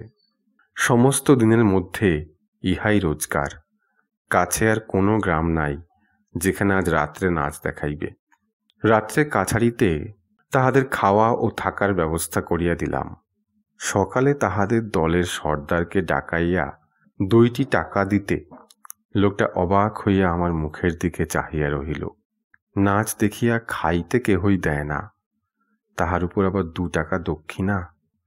তাহাদের দলে 12-13 বছরের একটি ছেলে আছে। ছেলেটির চেহারা যাত্রা দলের কৃষ্ণ ঠাকুরের মতো। এক মাথা ঝাঁকড়া ঝাঁকড়া চুল, ভারী শান্ত, সুন্দর চোখ মুখ, কুচকুচে কালো গায়ের রং। দলের সামনে দাঁড়াইয়া সেই প্রথমে সুর ধরে ও পায়ে ঘুঙুর বাঁধিয়া নাচে যখন, ঠোঁটের কোণে হাসি মিলাইয়া থাকে, সুন্দর ভঙ্গিতে হাত দুলাইয়া মিষ্ট সুরে গায়, রাজা লিজিয়ে সালাম মে পরদেসিয়া। শুধু দুটি খাইবার জন্য ছেলেটি দলের সঙ্গে ঘুরিতেছে। পয়সার ভাগ সে বড় একটা পায় না, তাও সে খাওয়া কি, চীনা ঘাসের দানা আর নুন, বড়জোর তার সঙ্গে একটু তরকারি, আলু পটল নয়, জংলি গুড়মি ফল ভাজা, নয়তো বাথুয়া শাক সিদ্ধ কিংবা ধুঁধুল ভাজা। এই খাইয়াই মুখে হাসি তার সর্বদা লাকিয়া আছে। দিব্যি স্বাস্থ্য, অপূর্ব লাবণ্য সারা অঙ্গে। দলের অধিকারীকে বলিলাম, ধাতুরিয়াকে রেখে যাও এখানে, কাছারিতে কাজ করবে আর থাকবে খাবে। অধিকারী সেই দাড়িওয়ালা বৃদ্ধ লোকটি, সেও এক অদ্ভুত ধরনের লোক। এই 62 বছরেও সে একেবারে বালকের মতো। বলিল, ও থাকতে পারবে না হুজুর, গাঁয়ের সব লোকের সঙ্গে একসঙ্গে আছে, তাই ও আছে ভালো। একলা থাকলে মন কেমন করবে, ছেলে মানুষ কি থাকতে পারে? আবার আপনার সামনে ওকে নিয়ে আসবো হুজুর। ষষ্ঠ পরিচ্ছেদ। জঙ্গলের বিভিন্ন অংশ সার্ভে হইতেছিল। কাছারি হইতে 3 ক্রোশ দূরে বোমাইবুরুর জঙ্গলে আমাদের এক আমিন রামচন্দ্র সিং এই উপলক্ষে কিছুদিন ধরিয়া আছে। সকালে খবর পাওয়া গেল রামচন্দ্র সিং হঠাৎ আজ দিন 2-3 হইল পাগল হইয়া গিয়াছে। শুনিয়া তখনই লোকজন লইয়া সেখানে গিয়া পৌঁছিলাম।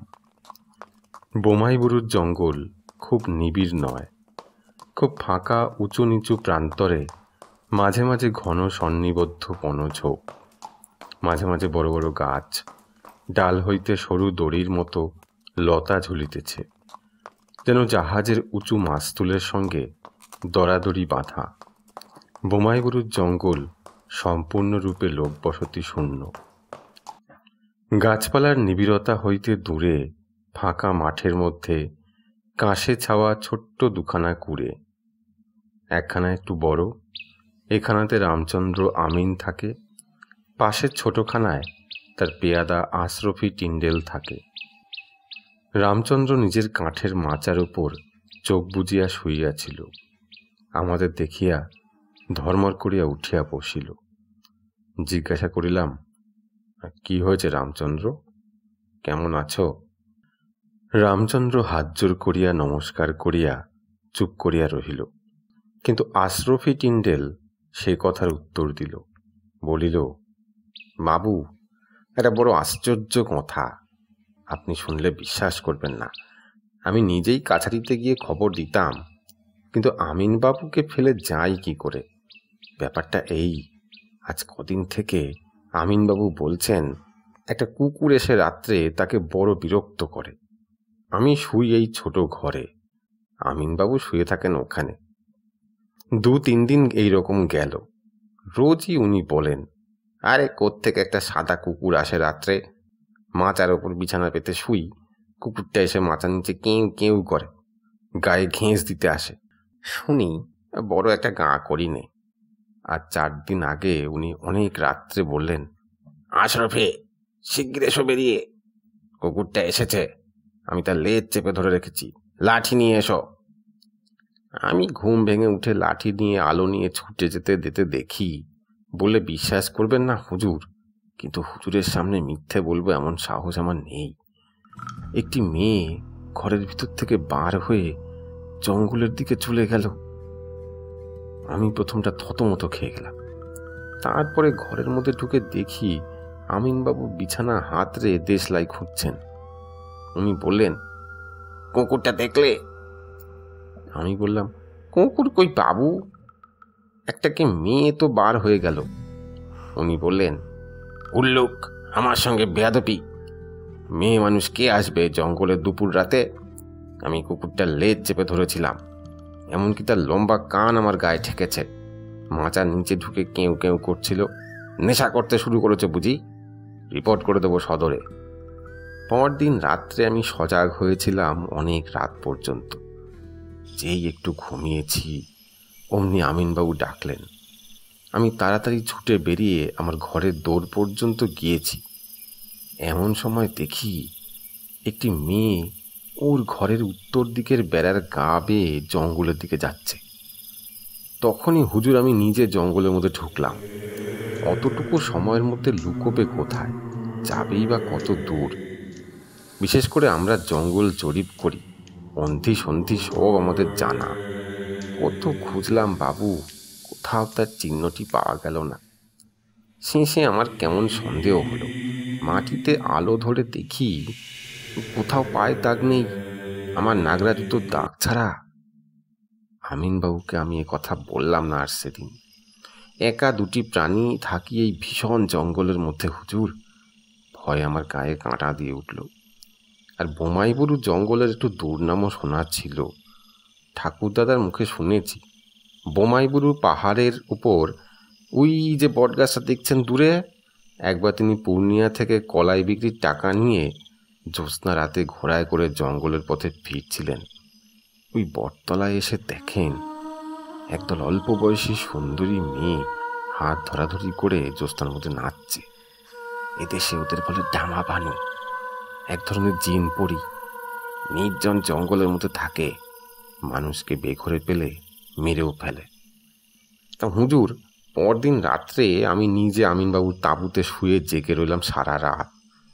সারা রাত জেগে জরিপের থাক বন্দির হিসেব কষতে লাগলাম। বোধ হয় শেষ রাতের দিকে একটু তন্দ্রা এসে থাকবে। হঠাৎ কাছে একটা কিসের শব্দ শুনে মুখ তুলে চাইলাম। দেখি আমিন সাহেব ঘুমোচ্ছেন ওর খাটে, আর খাটের নিচে কি একটা ঢুকেছে। মাথা নিচু করে খাটের নিচে দেখতে গিয়ে চমকে উঠলাম। আধ আলো আধ অন্ধকারে প্রথমটা মনে হলো একটি মেয়ে যেন গুটি সুটি মেরে খাটের তলায় বসে আমার দিকে হাসি মুখে চেয়ে আছে। স্পষ্ট দেখলাম হুজুর, আপনার পায়ে হাত দিয়ে বলতে পারি। এমনকি তার মাথায় বেশ কালো চুলের গোছা পর্যন্ত স্পষ্ট দেখেছি। লণ্ঠনটা ছিল যেখানটাতে বসে হিসেব করছিলাম সেখানে, হাত 6-7 দূরে। আরও ভালো করে দেখব বলে লণ্ঠনটা যেমন আনতে গিয়েছি, কি এটা প্রাণী ছুটে খাটের তলা থেকে বেরিয়ে পালাতে গেল। দোরের কাছে লণ্ঠনের আলোটা বাঁকাভাবে পড়েছিল। সেই আলোতে দেখলাম কি একটা বড় কুকুর, কিন্তু তার আগাগোড়া সাদা হুজুর, কালোর চিহ্ন কোথাও নেই তার গায়ে। আমিন সাহেব জেগে উঠে বললেন, কি কি?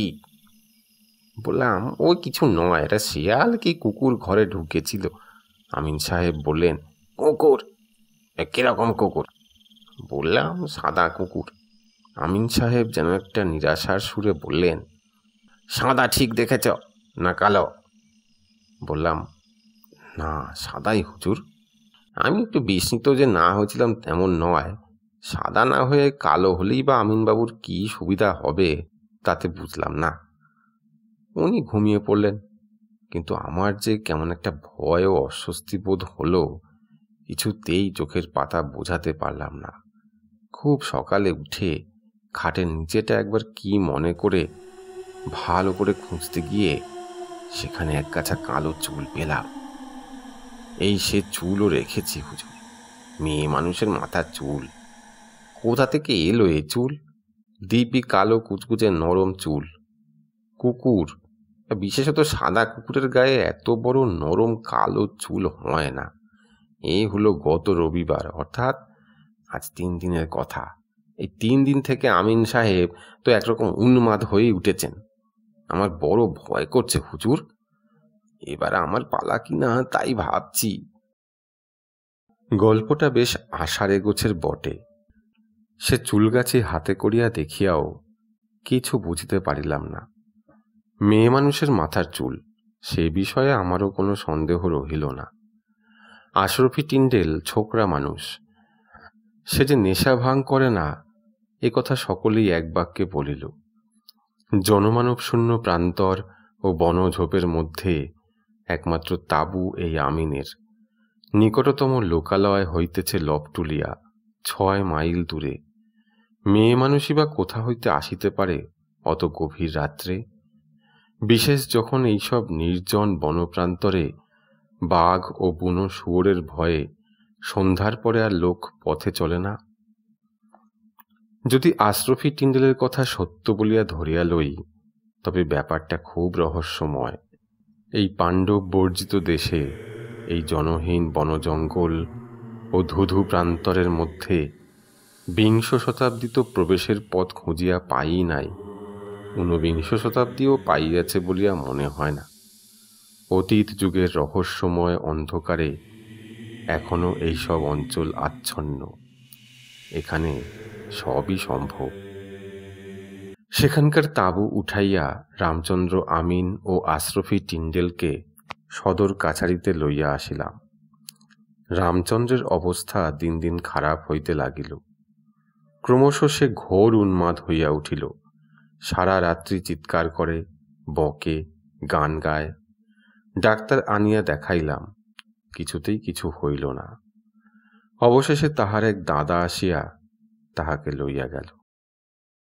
এই ঘটনার একটা উপসংহার আছে, যদিও তাহা ঘটিয়াছিল বর্তমান ঘটনার 7-8 মাস পরে, তবু এখানেই তাহা বলিয়া রাখি।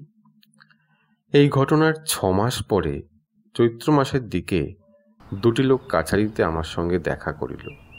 একজন বৃদ্ধ, বয়স 60-65 কম নয়। অন্যটি তার ছেলে, বয়স 20-22। তাদের বাড়ি বালিয়া জেলায়। আমাদের এখানে আসিয়াছে চড়িমহাল ইজারা লইতে, অর্থাৎ আমাদের জঙ্গলে খাজনা দিয়া তাহারা গরু মহিষ চড়াইবে। অন্য সব চড়িমহাল তখন বিলি হইয়া গিয়াছে। বোমাইবুরুর জঙ্গলটা তখনও খালি পড়িয়াছিল, সেইটাই বন্দোবস্ত করিয়া দিলাম। বৃদ্ধ ছেলেকে সঙ্গে লইয়া একদিন মহাল দেখিয়াও আসিল। খুব খুশি, বলিল, খুব বড় বড় ঘাস হুজুর, বহুত আচ্ছা জঙ্গল। হুজুরের মেহেরবানি না হলে অমন জঙ্গল মিলত না। রামচন্দ্র ও আশরফি টিন্ডেলের কথা তখন আমার মনে ছিল না। থাকিলেও বৃদ্ধের নিকট তাহা হয়তো বলিতাম না, কারণ ভয় পাইয়া সে ভাগিয়া গেলে জমিদারের লোকসান। স্থানীয় লোকেরা কেহই ও জঙ্গল ইজারা লইতে ঘেঁষে না, রামচন্দ্র আমিনের সেই ব্যাপারের পরে। মাসখানেক পরে বৈশাখের গোড়ায় একদিন বৃদ্ধ লোক কাছারিতে আসিয়া হাজির, মহারাগত ভাব। তার পিছনে সে ছেলেটি কাঁচুমাচু ভাবে দাঁড়াইয়া। বলিলাম, কি ব্যাপার? বৃদ্ধ রাগে কাঁপিতে কাঁপিতে বলিল, এই বাঁদরটাকে নিয়ে এলাম হুজুরের কাছে দরবার করতে। ওকে আপনি পা থেকে খুলে 25 জুতো মারুন, ও জব্দ হয়ে যাক। কি হয়েছে কি? হুজুরের কাছে বলতে লজ্জা করে। এই বাঁদর এখানে এসে পর্যন্ত বিগড়ে যাচ্ছে। আমি 7-8 দিন প্রায়ই লক্ষ্য করছি। লজ্জা করে বলতে হুজুর, প্রায়ই মেয়ে মানুষ ঘর থেকে বার হয়ে যায়। একটা মাত্র খুপড়ি, হাত আস্তেক লম্বা, ঘাসে ছাওয়া। ও আর আমি দুজনে শুই। আমার চোখে ধুলো দিতে পারাও সোজা কথা নয়। 2 দিন যখন দেখলাম, তখন ওকে জিজ্ঞেস করলাম। ও একেবারে গাছ থেকে পড়লো হুজুর। বলে, কই আমি তো কিছুই জানি নে।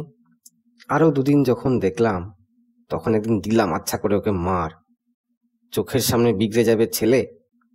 কিন্তু তারপরেও যখন দেখলাম এই পরশু রাত্রেই হুজুর, তখন ওকে আমি হুজুরের দরবারে নিয়ে এসেছি। হুজুর শাসন করে দিন। হঠাৎ রামচন্দ্র আমিনের ব্যাপারটা মনে পড়িয়া গেল। জিজ্ঞাসা করিলাম, কত রাত্রে দেখেছ? প্রায় শেষ রাতের দিকে হুজুর, এই রাতে 2-1 ঘড়ি বাকি থাকতে। ঠিক দেখেছ? মেয়ে মানুষ? হুজুর, আমার চোখের তেজ এখনো তত কম হয়নি। হুজুর মেয়ে মানুষ, বয়সও কম। কোনোদিন পরনে সাদা ধোয়া শাড়ি, কোনোদিন বা লাল, আর কোনোদিন কালো। একদিন মেয়ে মানুষটা বেরিয়ে যেতেই আমি পেছন পেছন গেলাম। কাছের জঙ্গলের মধ্যে কোথায় পালিয়ে গেল, টের পেলুম না। আর ফিরে এসে দেখি ছেলে আমার যেন খুব ঘুমের ভান করে পড়ে রয়েছে। ডাক্তার ধর্মর করে ঠেলে উঠল, যেন সদ্য ঘুম ভেঙে উঠল। এই রোগের ওষুধ কাছারি ভিন্ন হবে না বুঝলাম। তাই হুজুরের কাছে। ছেলেটিকে আড়ালে লইয়া গিয়া জিজ্ঞাসা করিলাম, এসব কি শুনছি তোমার নামে? ছেলেটি আমার পা জড়াইয়া ধরিয়া বলিল, আমার কথা বিশ্বাস করুন হুজুর, আমি এর বিন্দু বিসর্গ জানি না। সমস্ত দিন জঙ্গলে মহিষ চড়িয়ে বেড়াই, রাতে মরার মতো ঘুমোই, ভোর হলে তবে ঘুম ভাঙে, ঘরে আগুন লাগলেও আমার হুঁশ থাকে না। বলিলাম, তুমি কোনোদিন কিছু ঘরে ঢুকতে দেখনি? না হুজুর, আমার ঘুমলে হুঁশ থাকে না। এই বিষয়ে আর কোনো কথা হইল না। বৃদ্ধ খুব খুশি হইল, ভাবিল আমি আড়ালে লইয়া গিয়া ছেলেকে খুব শাসন করিয়া দিয়াছি। দিন 15 পরে একদিন ছেলেটি আমার কাছে আসিল, বলিল, হুজুর একটা কথা আছে। সেবার যখন আমি বাবার সঙ্গে কাঠালিতে এসেছিলাম, তখন আপনি ও কথা জিজ্ঞেস করেছিলেন কেন যে আমি কোনো কিছু ঘরে ঢুকতে দেখেছি কিনা? কেন বলো তো? হুজুর, আমার ঘুম আজকাল খুব সজাগ হয়েছে। বাবা ওই রকম করেন বলে আমার মনে কেমন একটা ভয়ের দরুনই হোক বা যার দরুনই হোক, আজ কদিন থেকে দেখছি রাত্রে একটা সাদা কুকুর কোথা থেকে আসে। অনেক রাত্রে ঘুম ভেঙে এক একদিন দেখি সেটা বিছানার কাছেই কোথায় ছিল। আমি জেগে শব্দ করতেই পালিয়ে যাই, কোনোদিন জেগে উঠলেই পালায়। সে কেমন বুঝতে পারে যে এইবার আমি জেগেছি? এরকম তো কদিন দেখলাম, কিন্তু কাল রাতে হুজুর একটা ব্যাপার ঘটেছে। বাপজি জানে না, আপনাকে চুপি চুপি বলতে এলাম। কাল অনেক রাতে ঘুম ভেঙে দেখি কুকুরটা ঘরে কখন ঢুকেছিল দেখিনি, আস্তে আস্তে ঘর থেকে বার হয়ে যাচ্ছে। সেদিকের কাঠের বেড়ায় জানলার মাপে এক কাঁটা ফাঁক। কুকুর বেরিয়ে যাওয়ার পরে হয় পলক ফেলতে যতটা দেরি হয়, তারপরেই আমার সামনের জানলা দিয়ে দেখি একটি মেয়ে মানুষ জানলার পাশ দিয়ে ঘরের পিছনে জঙ্গলের দিকে চলে গেল। আমি তখনই বাইরে ছুটে গেলাম, কোথাও কিছু না। বাবাকেও জানাইনি, বুড়ো মানুষ ঘুমোচ্ছে। ব্যাপারটা কি হুজুর বুঝতে পারছি নে। আমি তাহাকে আশ্বাস দিলাম, ও কিছু নয়, চোখের ভুল। বলিলাম, যদি তাহাদের ওখানে থাকিতে ভয় করে, তাহারা কাছারিতে আসিয়া শুইতে পারে। ছেলেটি নিজের সাহসহীনতায় বোধ করি কিঞ্চিত লজ্জিত হইয়া চলিয়া গেল, কিন্তু আমার অস্বস্তি দূর হইল না। ভাবিলাম, এইবার কিছু শুনিলে কাছারি হইতে 2জন সিপাহী পাঠাইব রাত্রে ওদের কাছে শুইবার জন্য। তখন বুঝিতে পারি নাই জিনিসটা কত সঙ্গীন। দুর্ঘটনা ঘটিয়া গেল অতি অকস্মাৎ এবং অতি অপ্রত্যাশিতভাবে। দিন 3 পরে সকালে সবে বিছানা ছাড়িয়া উঠিয়াছি, খবর পাইলাম কাল রাত্রে বোমাইবুরু জঙ্গলে বৃদ্ধ ইজারাদারের ছেলেটি মারা গিয়াছে। ঘোড়ায় চড়িয়া আমরা তখনই রওনা হইলাম। গিয়া দেখি তাহারা যে ঘরটাতে থাকিত, তাহার পিছনে কাঁশ ও বনঝাউ জঙ্গলে ছেলেটির মৃতদেহ তখনও পড়িয়া আছে। মুখে তাহার ভীষণ ভয় ও আতঙ্কের চিহ্ন। কি একটা বিভীষিকা দেখিয়া আটকাইয়া যেন মারা গিয়াছে। বৃদ্ধের মুখে শুনিলাম, শেষ রাত্রির দিকে উঠিয়া ছেলেকে সে বিছানায় না দেখিয়া তখনই লণ্ঠন ধরিয়া খোঁজাখুঁজি আরম্ভ করে, কিন্তু ভোরের পূর্বে তাহার মৃতদেহ দেখিতে পাওয়া যায় নাই। মনে হয় সে হঠাৎ বিছানা থেকে উঠিয়া কোনো কিছুর অনুসরণ করিয়া বনের মধ্যে ঢোকে, কারণ মৃতদেহের কাছে একটা মোটা লাঠি ও লণ্ঠন পড়িয়াছিল। কিসের অনুসরণ করিয়া সে বনের মধ্যে রাত্রে একা আসিয়াছিল তাহা বলা শক্ত, কারণ নরম বালিমাটির উপরে ছেলেটির পায়ের দাগ ছাড়া অন্য কোনো পায়ের দাগ নাই, না মানুষ না জানোয়ারের। মৃতদেহ কোনরূপ আঘাতের চিহ্ন ছিল না। বোমাইবুরু জঙ্গলের এই রহস্যময় ব্যাপারের কোনো মীমাংসাই হয় নাই। পুলিশ আসিয়া কিছু করিতে না পারিয়া ফিরিয়া গেল। লোকজনের মনে এমন একটা আতঙ্কের সৃষ্টি করিল ঘটনাটি, যে সন্ধ্যার বহু পূর্ব হইতেই ও অঞ্চলে আর কেহ যায় না। দিন কতক তো এমন হইল যে কাছারিতে একলা নিজের ঘরটিতে শুইয়া বাহিরের ধপধপে সাদা ছায়াহীন উদাস নির্জন জ্যোৎস্নারাত্রির দিকে চাহিয়া কেমন একটা অজানা আতঙ্কে প্রাণ কাঁপিয়া উঠিত। মনে হইত কলিকাতায় পালাই, এসব জায়গা ভালো নয়। এর জ্যোৎস্না ভরা নৈশ প্রকৃতি রূপকথার রাক্ষসী রানীর মতো তোমাকে ভুলাইয়া বেঘরে লইয়া গিয়া মারিয়া ফেলিবে। যেন এসব স্থান মানুষের বাসভূমি নয় বটে, কিন্তু ভিন্ন লোকের রহস্যময় অশরীরী প্রাণীদের রাজ্য। বহুকাল ধরিয়া তাহারাই বসবাস করিয়া আসিতেছিল। আজ হঠাৎ তাদের সেই গোপন রাজ্যে মানুষের অনধিকার প্রবেশ তাহারা পছন্দ করে নাই। সুযোগ পাইলেই প্রতিহিংসা লইতে ছাড়িবে না। প্রথম রাজু পাঁড়ের সঙ্গে যেদিন আলাপ হইল, সেদিনটা আমার বেশ মনে হয় আজও। কাছারিতে বসিয়া কাজ করিতেছি। একটি গৌরবর্ণ সুপুরুষ ব্রাহ্মণ আমাকে নমস্কার করিয়া দাঁড়াইল।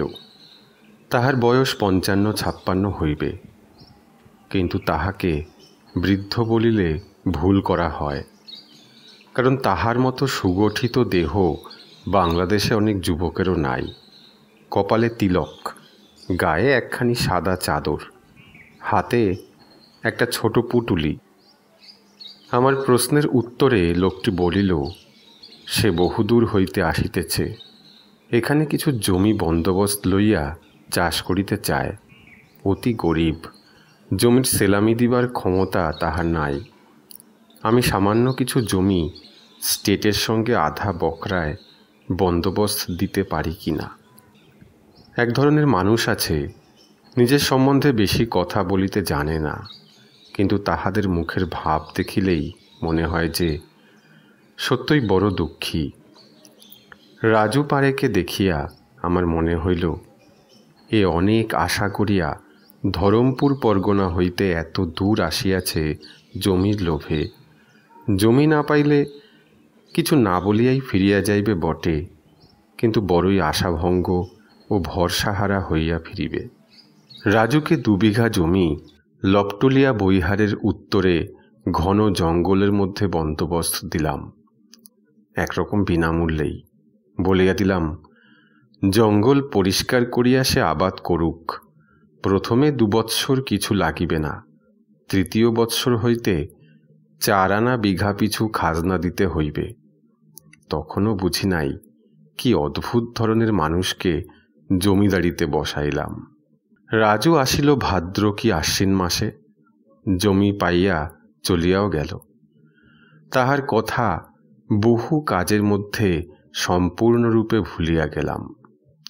পরবৎসর শীতের শেষে হঠাৎ একদিন লপটুলিয়া কাছারি হইতে ফিরিতেছি। দেখি একটি গাছতলায় কে বসিয়া কি একখানা বই পড়িতেছে।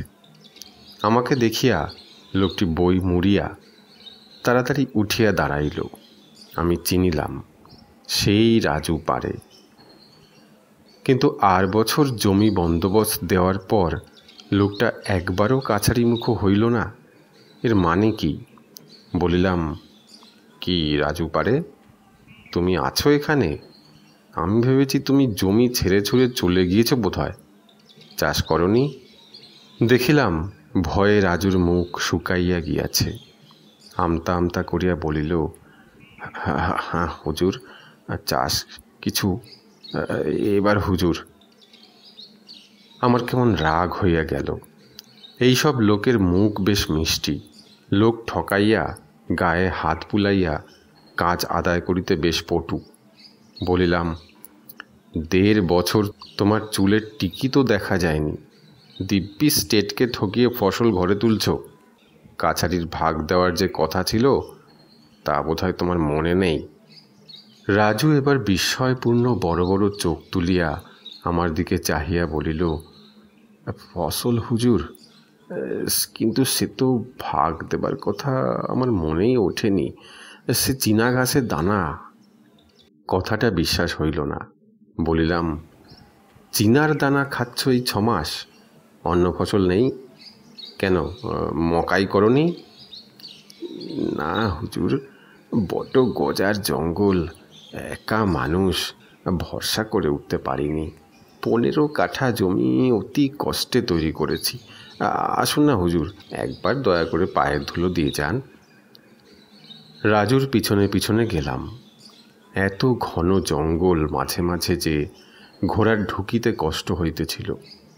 খানিক দূরে গিয়ে জঙ্গলের মধ্যে গোলাকার পরিষ্কার জায়গা প্রায় বিঘা খানেক, মাঝখানে জংলি ঘাসেরই তৈরি ছোট নিচু দুখানা খুপড়ি।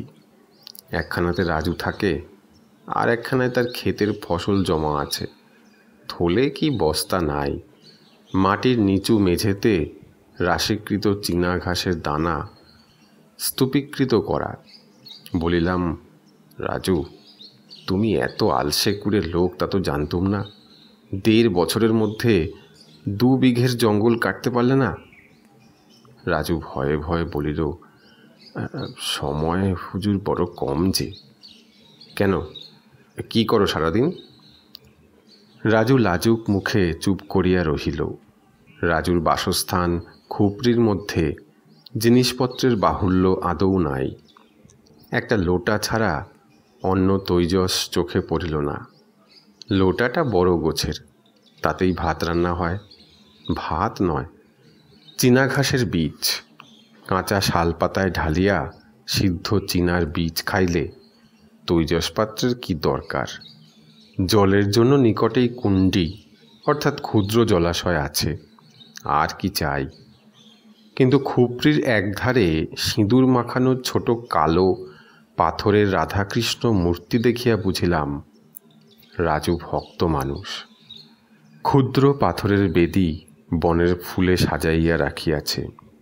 বেদির এক পাশে 2-1খানা পুঁথি ও বই, অর্থাৎ তাহার সময় নাই, মানে সে সারাদিন পূজা আচ্চা লইয়াই বোধহয় ব্যস্ত থাকে। চাষ করে কখন? এই রাজুকে প্রথম বুঝিলাম। রাজু পারে হিন্দি লেখাপড়া ভালো জানে, সংস্কৃতও সামান্য জানে। তাও সে সর্বদা পড়ে না। মাঝে মাঝে অবসর সময়ে গাছতলায় কি একখানা হিন্দি বই খুলিয়া একটু বসে। অধিকাংশ সময় দূরের আকাশ ও পাহাড়ের দিকে চাহিয়া চুপচাপ বসিয়া থাকে। একদিন দেখি একটা ছোট খাতায় খাগের কলমে বসিয়া কি লিখিতেছে। ব্যাপার কি, পারে কবিতাও লেখে নাকি? কিন্তু সে এতই লাজুক, নীরব চাপা মানুষটি, তাহার নিকট হইতে কোনো কথা বাহির করিয়া লওয়া বড় কঠিন। নিজের সম্বন্ধে সে কিছুই বলিতে চায় না। একদিন জিজ্ঞাসা করিলাম, পারেজি, তোমার বাড়িতে আর কে আছে? সবাই আছে হুজুর, আমার 3 ছেলে, 2 লড়কি, বিধবা বহিন। তাদের চলে কিসে? রাজু আকাশের দিকে হাত তুলিয়া বলিল, ভগবান চালাচ্ছেন। তাদের দুমুঠো খাওয়ানোর ব্যবস্থা করব বলেই তো হুজুরের আশ্রয়ে এসে জমি নিয়েছি। জমিটা তৈরি করে ফেলতে পারলে। কিন্তু 2 বিঘে জমির ফসলে অত বড় একটা সংসার চলবে? আর তাই বা তুমি উঠে পড়ে চেষ্টা করছো কই? রাজু কথার জবাব প্রথমটা দিল না। তারপর বলিল, জীবনের সময়টা বড় কম হুজুর। জঙ্গল কাটতে গিয়ে কত কথা মনে পড়ে। বসে বসে ভাবি, এই যে বন জঙ্গল দেখছেন, বড় ভালো জায়গা। ফুলের দল কত কাল থেকে ফুটছে আর পাখি ডাকছে। বাতাসের সঙ্গে মিলে দেবতারা পৃথিবীর মাটিতে পা দেন এখানে। টাকার লোভ, পাওনা দেনার কাজ যেখানে চলে, সেখানকার বাতাস বিষিয়ে ওঠে। সেখানে ওরা থাকেন না। কাজেই এখানে দাঁ কুড়ুল হাতে করলেই দেবতারা এসে হাত থেকে কেড়ে নেন। কানে চুপি চুপি এমন কথা বলেন যাতে বিষয় সম্পত্তি থেকে মন অনেক দূরে চলে যায়। দেখিলাম রাজু কবি বটে, দার্শনিকও বটে। বলিলাম, কিন্তু রাজু, দেবতারা এমন কথা বলেন না যে বাড়িতে খরচ পাঠিও না, ছেলেপুলে উপোস করুক। ওসব কথাই নয় রাজু, কাজে লাগো, নইলে জমি কেড়ে নেব। আরও কয়েক মাস গেল। রাজুর ওখানে মাঝে মাঝে যাই। ওকে কি ভালোই লাগে। সেই গভীর নির্জন লপটুলিয়া বৈহারের জঙ্গলে একা ছোট একটা ঘাসের খুপড়িতে সে কেমন করিয়া দিনের পর দিন বাস করে এ আমি ভাবিয়া উঠিতে পারি না। সত্যকার সাত্ত্বিক প্রকৃতির লোক রাজু। অন্য কোনো ফসল জন্মাইতে পারে নাই চীনা ঘাসের দানা ছাড়া। 7-8 মাস হাসি মুখে তাই খাইয়াই চালাইতেছে। কারো সঙ্গে দেখা হয় না, গল্প গুজবের লোক নাই, কিন্তু তাহাতে ওর কিছুই অসুবিধা হয় না, বেশ আছে। দুপুরে যখনই রাজুর জমির ওপর দিয়া গিয়াছি তখনই দুপুর রোদে ওকে জমিতে কাজ করিতে দেখিয়াছি। সন্ধ্যার দিকে ওকে প্রায়ই চুপ করিয়া হরিতকি গাছটার তলে বসিয়া থাকিতে দেখিয়াছি। কোনোদিন হাতে খাতা থাকে, কোনোদিন থাকে না। একদিন বলিলাম, রাজু, আরও কিছু জমি তোমায় দিচ্ছি, বেশি করে চাষ করো, তোমার বাড়ির লোক না খেয়ে মরবে যে। রাজু অতি শান্ত প্রকৃতির লোক, তাহাকে কোনো কিছু বুঝাইতে বেশি বেগ পাইতে হয় না। জমি সে লইল বটে, কিন্তু পরবর্তী 5-6 মাসের মধ্যে জমি পরিষ্কার করিয়া উঠিতে পারিল না। সকালে উঠিয়া তাহার পূজা ও গীতা পাঠ করিতে বেলা 10টা বাজে। তারপর কাজে বার হয়, ঘণ্টা 2 কাজ করিবার পরে রান্না খাওয়া করে। সারা দুপুরটা খাটে বিকাল 5টা পর্যন্ত। তারপরেই আপন মনে গাছতলায় চুপ করিয়া বসিয়া কি ভাবে, সন্ধ্যার পরে আবার পূজা পাঠ আছে। সে বছর রাজু কিছু মকাই করিল, নিজে না খাইয়া সেগুলি সব দেশে পাঠাইয়া দিল। বড় ছেলে আসিয়া লইয়া গেল। কাছারিতে ছেলেটা দেখা করিতে আসিয়াছিল, তাহাকে ধমক দিয়া বলিলাম, বুড়ো বাপকে এই জঙ্গলে একা ফেলে বাড়িতে বসে দিব্যি ফুর্তি করছো, লজ্জা করে না? নিজেরা রোজগারের চেষ্টা করো না কেন? সেবার শুয়োরমারি বস্তিতে ভয়ানক কলেরা আরম্ভ হইল। কাছারিতে বসিয়া খবর পাইলাম। শুয়োরমারি আমাদের এলাকার মধ্যে নয়, এখান থেকে 8-10 ক্রোশ দূরে, কুশি ও কলবলিয়া নদীর ধারে। প্রতিদিন এত লোক মরিতে লাগিল যে কুশি নদীর জলে সর্বদা মরা ভাসিয়া যাইতেছে, দাহ করিবারও ব্যবস্থা নাই। একদিন শুনিলাম রাজু পাড়ে সেখানে চিকিৎসা করিতে বাহির হইয়াছে। রাজু পাড়ে যে চিকিৎসক তাহা জানিতাম না, তবে আমি কিছুদিন হোমিওপ্যাথি ওষুধ নাড়াচাড়া করিয়াছিলাম বটে। ভাবিলাম এইসব ডাক্তার কবিরাজ শূন্য স্থানে দেখি যদি কিছু উপকার করিতে পারি। কাছারি হইতে আমার সঙ্গে আরও অনেকে গেল। গ্রামে পৌঁছিয়া রাজু পাড়ের সঙ্গে দেখা হইল। সে একটা বটুয়াতে শিকড় বাকড় জড়িবুটি লইয়া এবারই ওবারই রোগী দেখিয়া বেড়াইতেছে। আমায় নমস্কার করিয়া বলিল, হুজুর, আপনার বড্ড দয়া, আপনি এসেছেন, এবার লোকগুলো যদি বাঁচে। এমন ভাবটা দেখাইল যেন আমি জেলার সিভিল সার্জন কিংবা ডাক্তার গুডিপ চক্রবর্তী। সেই আমাকে সঙ্গে করিয়া গ্রামে রোগীদের বাড়ি বাড়ি ঘুরাইয়া লইয়া বেড়াইল। রাজু ওষুধ দেয়, সবই দেখিলাম ধারে। সারিয়া উঠিলে দাম দিবে, এই নাকি করার হইয়াছে। কি ভয়ানক দারিদ্র্যের মূর্তি কুটিরে কুটিরে, সবই খোলার কিংবা খড়ের বাড়ি, ছোট্ট ছোট্ট ঘর, জানলা নাই, আলো বাতাস ঢোকে না কোনো ঘরে।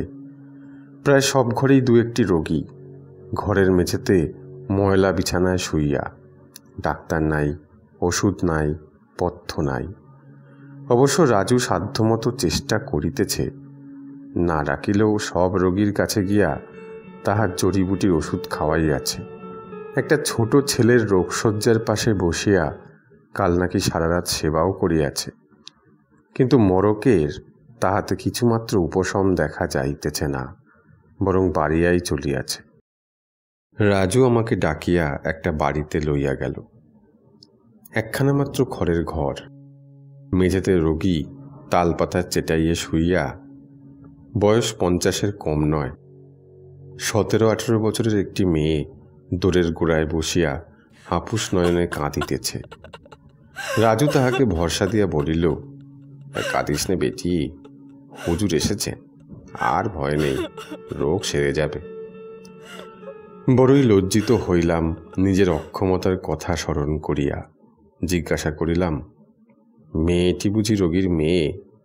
রাজু বলিল, না হুজুর, ওর বউ। কেউ নেই সংসারে মেয়েটার, বিধবা মা ছিল, বিয়ে দিয়ে মারা গিয়েছে। একে বাঁচান হুজুর, নইলে মেয়েটা পথে বসবে। রাজুর কথার উত্তরে কি বলিতে যাইতেছি এমন সময় হঠাৎ চোখ পড়িল রোগীর শিয়রের দিকে দেওয়ালে মেঝে থেকে হাত তিনেক উঁচুতে একটা কাঠের তাকের প্রতি। দেখি তাকের উপর একটা আঢাকা পাথরের খোড়ায় দুটি পান্তা ভাত, ভাতের উপর 2-10টা মাছি বসিয়া আছে। কি সর্বনাশ! ভীষণ এশিয়াটিক কলেরার রোগী ঘরে, আর রোগীর নিকট হইতে 3 হাতের মধ্যে ঢাকাবিহীন খোড়ায় ভাত। সারাদিন রোগীর সেবা করার পরে দরিদ্র ক্ষুধার্ত বালিকা হয়তো পাথরের খোড়াটি পাড়িয়া পান্তা ভাত দুটি নুন লঙ্কা দিয়া আগ্রহের সহিত খাইতে বসিবে। বিষাক্ত অন্ন, যার প্রতি গ্রাসে নিষ্ঠুর মৃত্যুর বীজ। বালিকার সরল অশ্রুভরা চোখ দুটির দিকে চাহিয়া শিহরিয়া উঠিলাম। রাজুকে বলিলাম, এ ভাত ফেলে দিতে বলো ওকে, এ ঘরে খাবার রাখে? মেয়েটি ভাত ফেলিয়া দিবার প্রস্তাবে বিস্মিত হইয়া আমাদের মুখের দিকে চাহিল। ভাত ফেলিয়া দিবে কেন? তবে সে খাইবে কি? ওঝাজিদের বাড়ি থেকে কাল রাতে ওই ভাত দুটিই তাহাকে খাইতে দিয়া গিয়াছিল। আমার মনে পড়িল, ভাত এদেশে সুখাদ্য বলিয়া গণ্য। আমাদের দেশে যেমন লুচি কি পোলাও। কিন্তু একটু কড়া সুরেই বলিলাম, উঠে এখনই ভাত ফেলে দাও আগে। মেয়েটি ভয়ে ভয়ে উঠিয়া খোড়ার ভাত ফেলিয়া দিল। তাহার স্বামীকে কিছুতেই বাঁচানো গেল না। সন্ধ্যার পরেই বৃদ্ধ শেষ নিঃশ্বাস ত্যাগ করিল। মেয়েটির কি কান্না! রাজুও সেই সঙ্গে কাঁদিয়া আকুল। আরেকটি বাড়িতে রাজু আমায় লইয়া গেল। সেটা রাজুর এক দুঃসম্পর্কীয় শালার বাড়ি। এখানে প্রথম আসিয়া এই বাড়িতেই রাজু উঠিয়াছিল। খাওয়া দাওয়া এখানেই করিত। এখানে মা ও ছেলের একসঙ্গে কলেরা। পাশাপাশি ঘরে 2 রোগী থাকে। এ উহাকে দেখিবার জন্য ব্যাকুল, ও উহাকে দেখিবার জন্য ব্যাকুল। 7-8 বছরের ছোট ছেলে। ছেলে প্রথমে মারা গেল। মাকে জানিতে দেওয়া হইল না। আমার হোমিওপ্যাথি ঔষধে মায়ের অবস্থা ভালো হইয়া দাঁড়াইতে লাগিল ক্রমশ। মা কেবলই ছেলের খবর নেয়। ও ঘরে ছেলের সারা শব্দ পাওয়া যাচ্ছে না কেন? কেমন আছে সে? আমরা বলি, তাকে ঘুমের ওষুধ দেওয়া হয়েছে, ঘুমোচ্ছে। চুপি চুপি ছেলের মৃতদেহ ঘর হইতে বাহির করা হইল। গ্রামের লোক স্বাস্থ্যের নিয়ম একেবারে জানে না। একটি মাত্র পুকুর, সেই পুকুরেই কাপড় কাচে, সেখানেই স্নান করে। স্নান করা আর জল পান করা যে একই কথা নয়, ইহা কিছুতেই তাহাদের বুঝাইতে পারিলাম না। কত লোক কত লোককে ফেলিয়া পলাইয়া গিয়াছে। একটা ঘরের মধ্যে একটা রোগী দেখিলাম। সে বাড়িতে আর লোক নাই। রোগগ্রস্ত লোকটি ওই বাড়ির ঘর জামাই। স্ত্রী 8 বছর মারা গিয়াছে। তত্রাচ লোকটার অবস্থা খারাপ বলিয়াই হোক বা যে কারণেই হোক, শ্বশুরবাড়ির লোকে তাহাকে ফেলিয়া পলাইয়াছে। রাজু তাহাকে দিনরাত সেবা করিতে লাগিল। আমি ঔষধপত্রের ব্যবস্থা করিয়া দিলাম। লোকটা শেষ পর্যন্ত বাঁচিয়া গেল। বুঝিলাম, শ্বশুরবাড়ির অন্নদাস হিসাবে তাহার অদৃষ্টে এখনো অনেক দুঃখ আছে। রাজুকে থলি বাহির করিয়া চিকিৎসার মোট উপার্জন গণনা করিতে দেখিয়া জিজ্ঞাসা করিলাম, কত হলো রাজু? রাজু গুনিয়া গাঁথিয়া বলিল, 1 টাকা 3 আনা। ইহাতেই সে বেশ খুশি হইয়াছে। এদেশের লোক একটা পয়সার মুখ সহজে দেখিতে পায় না। 1 টাকা 3 আনা উপার্জন এখানে কম নহে। রাজুকে আজ 15-16 দিন ডাক্তারকে ডাক্তার, নার্সকে নার্স, কি খাটুনিটাই খাটিতে হইয়াছে। অনেক রাত্রে গ্রামের মধ্যে কান্নাকাটির রব শোনা গেল। আবার একজন মরিল। রাত্রে ঘুম হইল না। গ্রামের অনেকেই ঘুমায় নাই।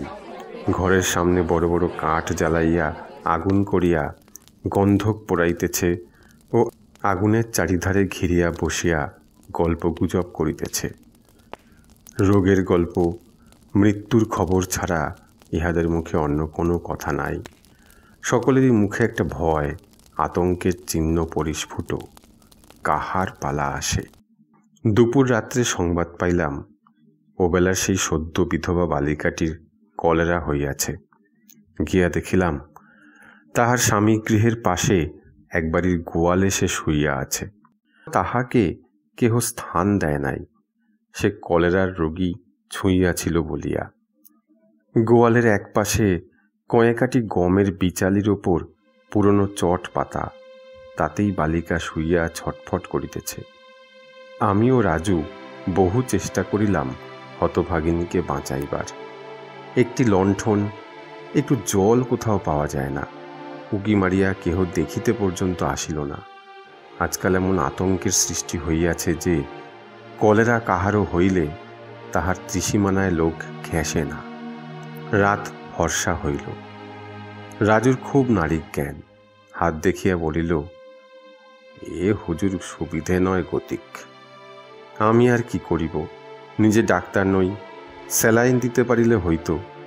এই অঞ্চলে তেমন ডাক্তার কোথাও নাই। সকাল 9টায় বালিকা মারা গেল। আমরা না থাকিলে তাহার মৃতদেহ কেহ বাহির করিতে আসিত কিনা সন্দেহ। আমাদের অনেক তদবির ও অনুরোধে জন্দই আহির চাষি বাঁশ লইয়া আসিয়া মৃতদেহ বাঁশের সাহায্যে ঠেলিতে ঠেলিতে নদীর দিকে লইয়া গেল। রাজু বলিল, বেঁচে গেল হুজুর, বিধবা বেওয়া অবস্থায়। তাতে ছেলে মানুষ, কি খেত, কে ওকে দেখত। বলিলাম, তোমাদের দেশ বড় নিষ্ঠুর রাজু। আমার মনে কষ্ট রহিয়া গেল যে আমি তাহাকে তাহার মুখের অত স্বাদের ভাত দুটি খাইতে দিই নাই।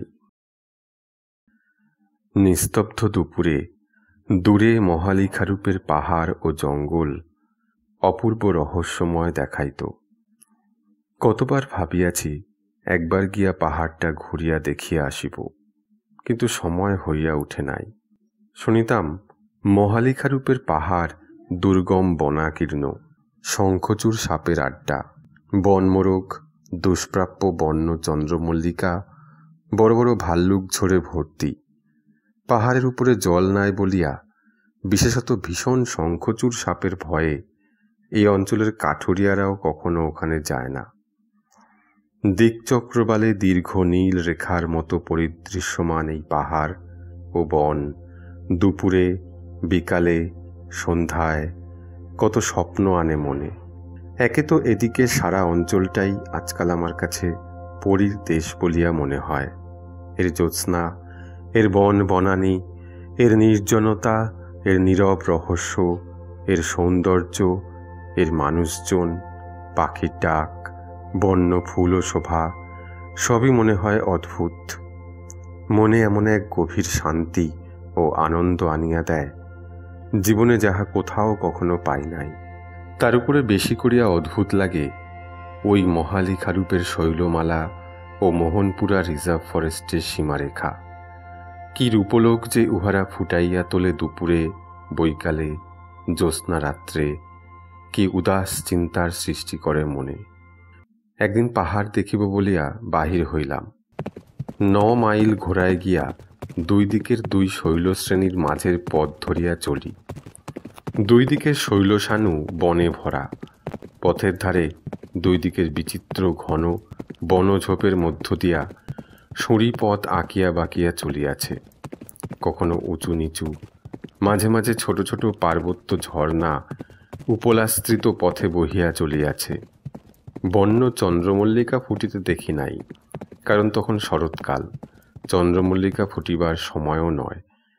কিন্তু কি অজস্র শেফালি বৃক্ষ বনের সর্বত্র ফুলের খই ছড়াইয়া রাখিয়াছে বৃক্ষতলে, শিলাখণ্ডে, ঝর্ণার উপলাকীর্ণ তীরে। আরও কত কি বিচিত্র বন্য পুষ্প ফুটিয়াছে বর্ষা শেষে। পুষ্পিত সপ্তপর্ণের বন, অর্জুন ও পিয়াল, নানা জাতীয় লতা ও অর্কিডের ফুল, বহু প্রকার পুষ্পের সুগন্ধ একত্র মিলিত হইয়া মৌমাছিদের মতো মানুষকেও নেশায় মাতাল করিয়া তুলিতেছে। এত দিন এখানে আছি, এই সৌন্দর্য ভূমি আমার কাছে অজ্ঞাত ছিল। মহালিখারূপের জঙ্গল ও পাহাড়কে দূর হইতে ভয় করিয়া আসিয়াছি। বাঘ আছে, সাপ আছে, ভালুকের নাকি লেখাঝোকা নাই। এ পর্যন্ত তো একটা ভালুক ঝোর কোথাও দেখিলাম না। লোকে যতটা বাড়াইয়া বলে ততটা নয়। ক্রমে পথটার দুধারে বন ঘনাইয়া পথটাকে যেন দুদিক হইতে চাপিয়া ধরিল। বড় বড় গাছের ডালপালা পথের উপর চন্দ্রাতপের সৃষ্টি করিল। ঘন সন্নিবিষ্ট কালো কালো গাছের গুড়ি, তাদের তলায় কেবলই নানা জাতীয় ফার্ন, কোথাও বড় গাছেরই চারা। সামনে চাহিয়া দেখিলাম পথটা উপরের দিকে ঠেলিয়া উঠিতেছে। বন আরও কৃষ্ণায়মান। সামনে একটা উত্তুঙ্গ শৈলচূড়া, তাহার অনাবৃত শিখর দেশের অল্প নিচেই যেসব বন্য পাদপ এত নিচু হইতে সেগুলি দেখাইতেছে যেন ছোট ছোট শেওড়া গাছের ঝোপ। অপূর্ব গম্ভীর শোভা এই জায়গাটায়। পথ বাহিয়া পাহাড়ের উপরে অনেক দূর উঠিলাম। আবার পথটা নামিয়া গড়াইয়া গিয়াছে। কিছু দূর নামিয়া আসিয়া একটা পিয়ালতলায় ঘোড়া বাঁধিয়া শিলাখণ্ডে বসিলাম। উদ্দেশ্য শ্রান্ত অশ্বকে কিছুক্ষণ বিশ্রামের অবকাশ দেওয়া। সেই উত্তুঙ্গ শৈলচূড়া হঠাৎ কখন বাম দিকে গিয়া পড়িয়াছে। পার্বত্য অঞ্চলের এই মজার ব্যাপার কতবার লক্ষ্য করিয়াছি। কোথা দিয়া কোনটা ঘুরিয়া গিয়া আধরসি পথের ব্যবধানে দুটি সম্পূর্ণ ভিন্ন দৃশ্যের সৃষ্টি করে। এই যাহাকে ভাবিতেছি খাড়া উত্তরে অবস্থিত, হঠাৎ দু কদম যাইতে না যাইতে সেটা কখন দেখি পশ্চিমে ঘুরিয়া দাঁড়াইয়াছে। চুপ করিয়া কতক্ষণ বসিয়া রহিলাম। কাছেই বনের মধ্যে কোথায় একটা ঝর্ণার কলমর্মর সেই শৈলমালা বেষ্টিত বনানীর গভীর নিস্তব্ধতাকে আরও বাড়াইয়া তুলিয়াছে। আমার চারিধারেই উঁচু উঁচু শৈলচূড়া, তাদের মাথায় শরতের নীল আকাশ। কতকাল হইতে এই বন পাহাড় এই রকমই আছে। সুদূর অতীতের আর্যেরা খাইবার গিরিবর্ত পার হইয়া প্রথম যেদিন পঞ্চনদে প্রবেশ করিয়াছিলেন, এই বন তখনও এই রকমই ছিল। বুদ্ধদেব নববিবাহিতা তরুণী পত্নীকে ছাড়িয়া যে রাত্রে গোপনে গৃহত্যাগ করেন, সেই অতীত রাত্রিতে এই গিরিচূড়া গভীর রাত্রির চন্দ্রালোকে আজকালের মতোই হাসিত। তমসা তীরের পর্ণকুটিরে কবি বাল্মীকি এক মনে রামায়ণ লিখিতে লিখিতে কবে চমকিয়া উঠিয়া দেখিয়াছিলেন সূর্য অস্তাচল চূড়াবলম্বী। তমসার কালো জলে রক্ত মেঘস্তূপের ছায়া পড়িয়া আসিয়াছে। আশ্রম মৃগ আশ্রমে ফিরিয়াছে। সে দিনটিতেও পশ্চিম দিগন্তের শেষ রাঙা আলোয় মহালিখারূপের শৈলচূড়া ঠিক এমনি অনুরঞ্জিত হইয়াছিল। আজ আমার চোখের সামনে ধীরে ধীরে যেমন হইয়া আসিতেছে।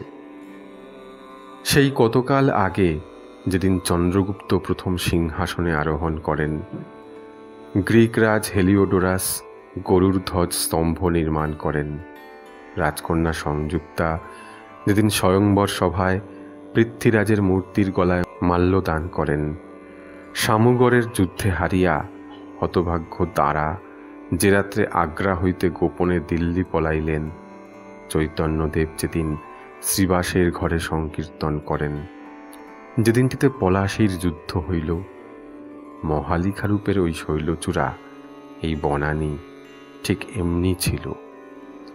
তখন কাহারা বাস করিত এইসব জঙ্গলে? জঙ্গলের অনতি দূরে একটা গ্রামে দেখিয়া আসিয়াছিলাম কয়েকখানি মাত্র খড়ের ঘর আছে। মহুয়া বীজ ভাঙিয়া তৈল বাহির করিবার জন্য দুখণ্ড কাঠের তৈরি একটা ঢেকির মতো কি আছে। আর এক বুড়িকে দেখিয়াছিলাম, তাহার বয়স ৮০-৯০ হইবে। সনের নুড়ি চুল, গায়ে খড়ি উড়িতেছে। রৌদ্রে বসিয়া বোধ করি মাথার উকুন বাঁচিতেছিল। ভারতচন্দ্রের জরতি বেশ ধারিণী অন্নপূর্ণার মতো। এখানে বসিয়া সেই বুড়িটার কথা মনে পড়িল। এই অঞ্চলের বন্য সভ্যতার প্রতীক ওই প্রাচীন বৃদ্ধা। পূর্বপুরুষের এই বন জঙ্গলে বহু সহস্র বছর ধরিয়া বাস করিয়া আসিতেছে। যীশুখ্রিস্ট যেদিন ক্রুশে বিদ্ধ হইয়াছিলেন, সেদিনও উহারা মহুয়া বীজ ভাঙিয়া যেরূপ তৈল বাহির করিত, আজ সকালেও সেই রূপ করিয়াছে। হাজার হাজার বছর ধরিয়া নিশ্চিহ্ন হইয়া গিয়াছে অতীতের ঘন কুজ্ঝটিকায়। উহারা আজও সাতনলি ও আঠাকাঠি দিয়া সেইরূপী পাখি শিকার করিতেছে। ঈশ্বর সম্বন্ধে, জগৎ সম্বন্ধে উহাদের চিন্তাধারা বিন্দুমাত্র অগ্রসর হয় নাই। ওই বুড়ির দৈনন্দিন চিন্তাধারা কি জানিবার জন্য আমি আমার 1 বছরের উপার্জন দিতেও প্রস্তুত আছি। বুঝি না কেন এক এক জাতির মধ্যে সভ্যতার কি বীজ লুক্কায়িত থাকে। তাহারা যতদিন যায় তত উন্নতি করে, আবার অন্য জাতি হাজার বছর ধরিয়াও সেই এক স্থানে স্থাণুবৎ নিশ্চল হইয়া থাকে কেন? বর্বর আর্য জাতি 4-5 হাজার বছরের মধ্যে বেদ, উপনিষদ, পুরাণ, কাব্য, জ্যোতির্বিদ্যা, জ্যামিতি, চরক সুশ্রুত লিখিল, দেশ জয় করিল, সাম্রাজ্য পত্তন করিল। ভেনাস দ্য মিলোর মূর্তি, পার্থেনন, তাজমহল, কোলো ক্যাথিড্রাল গড়িল, দরবারি কানারা ও 5th সিম্ফনি সৃষ্টি করিল, এরোপ্লেন, জাহাজ, রেলগাড়ি, বেতার, বিদ্যুৎ আবিষ্কার করিল। অথচ পাপুয়া নিউগিনি, অস্ট্রেলিয়ার আদিম অধিবাসীরা আমাদের দেশের ওই মুন্ডা, কোল, নাগা, কুকিগণ যেখানে সেখানেই কেন রহিয়াছে এই 5000 বছর? অতীত কোনো দিনে এই যেখানে বসিয়া আছি, এখানে ছিল মহাসমুদ্র। প্রাচীন সেই মহাসমুদ্রের ঢেউ আসিয়া আছাড় খাইয়া পড়িত ক্যাম্বিয়ান যুগের এই বালুময় তীরে, এখন যাহা বিরাট পর্বতে পরিণত হইয়াছে। এই ঘন অরণ্যানীর মধ্যে বসিয়া অতীত যুগের সেই নীল সমুদ্রের স্বপ্ন দেখিলাম। পুরা যত স্রোত পুলিন মধুনা তত্র সরিতাম। এই বালু প্রস্তরের শৈলচূড়ায় সেই বিস্তৃত অতীতের মহাসমুদ্র বিক্ষুব্ধ উর্মিমালার চিহ্ন রাখিয়া গিয়াছে। অতি স্পষ্ট সে চিহ্ন ভূতত্ত্ববিদের চোখে ধরা পড়ে। মানুষ তখন ছিল না, এই ধরনের গাছপালাও ছিল না। যে ধরনের গাছপালা জীবজন্তু ছিল, পাথরের বুকে তারা তাদের ছাঁচ রাখিয়া গিয়াছে। যে কোনো মিউজিয়ামে গেলে দেখা যায়। বৈকালের রোদ রাঙা হইয়া আসিয়াছে মহালিখারু পাহাড়ের মাথায়। শেফালি বনের গন্ধ ভরা বাতাসে হেমন্তের হিমের ঈষৎ আমেজ। আর এখানে বিলম্ব করা উচিত হইবে না। সম্মুখে কৃষ্ণা একাদশীর অন্ধকার রাত্রি। বনমধ্যে কোথায় একদল শেয়াল ডাকিয়া উঠিল। ভালুক বা বাঘ পথ না আটকায়। ফিরিবার পথে এই দিন প্রথম বন্য ময়ূর দেখিলাম বনান্তস্থলিতে শিলাখণ্ডের উপর। একজোড়া ছিল। আমার ঘোড়া দেখিয়া ভয় পাইয়া ময়ূরটা উড়িয়া গেল, তাহার সঙ্গিনী কিন্তু নড়িল না। বাঘের ভয়ে তখন আমার দেখিবার অবকাশ ছিল না, তবু একবার সেটার সামনে থমকিয়া দাঁড়াইলাম। বন্য ময়ূর কখনো দেখি নাই। লোকে বলিত এ অঞ্চলে ময়ূর আছে, আমি বিশ্বাস করিতাম না, কিন্তু বেশিক্ষণ বিলম্ব করিতে ভরসা হইল না। কি জানি মহালিখারূপের বাঘের গুজবটাও যদি এরকম সত্য হইয়া যায়।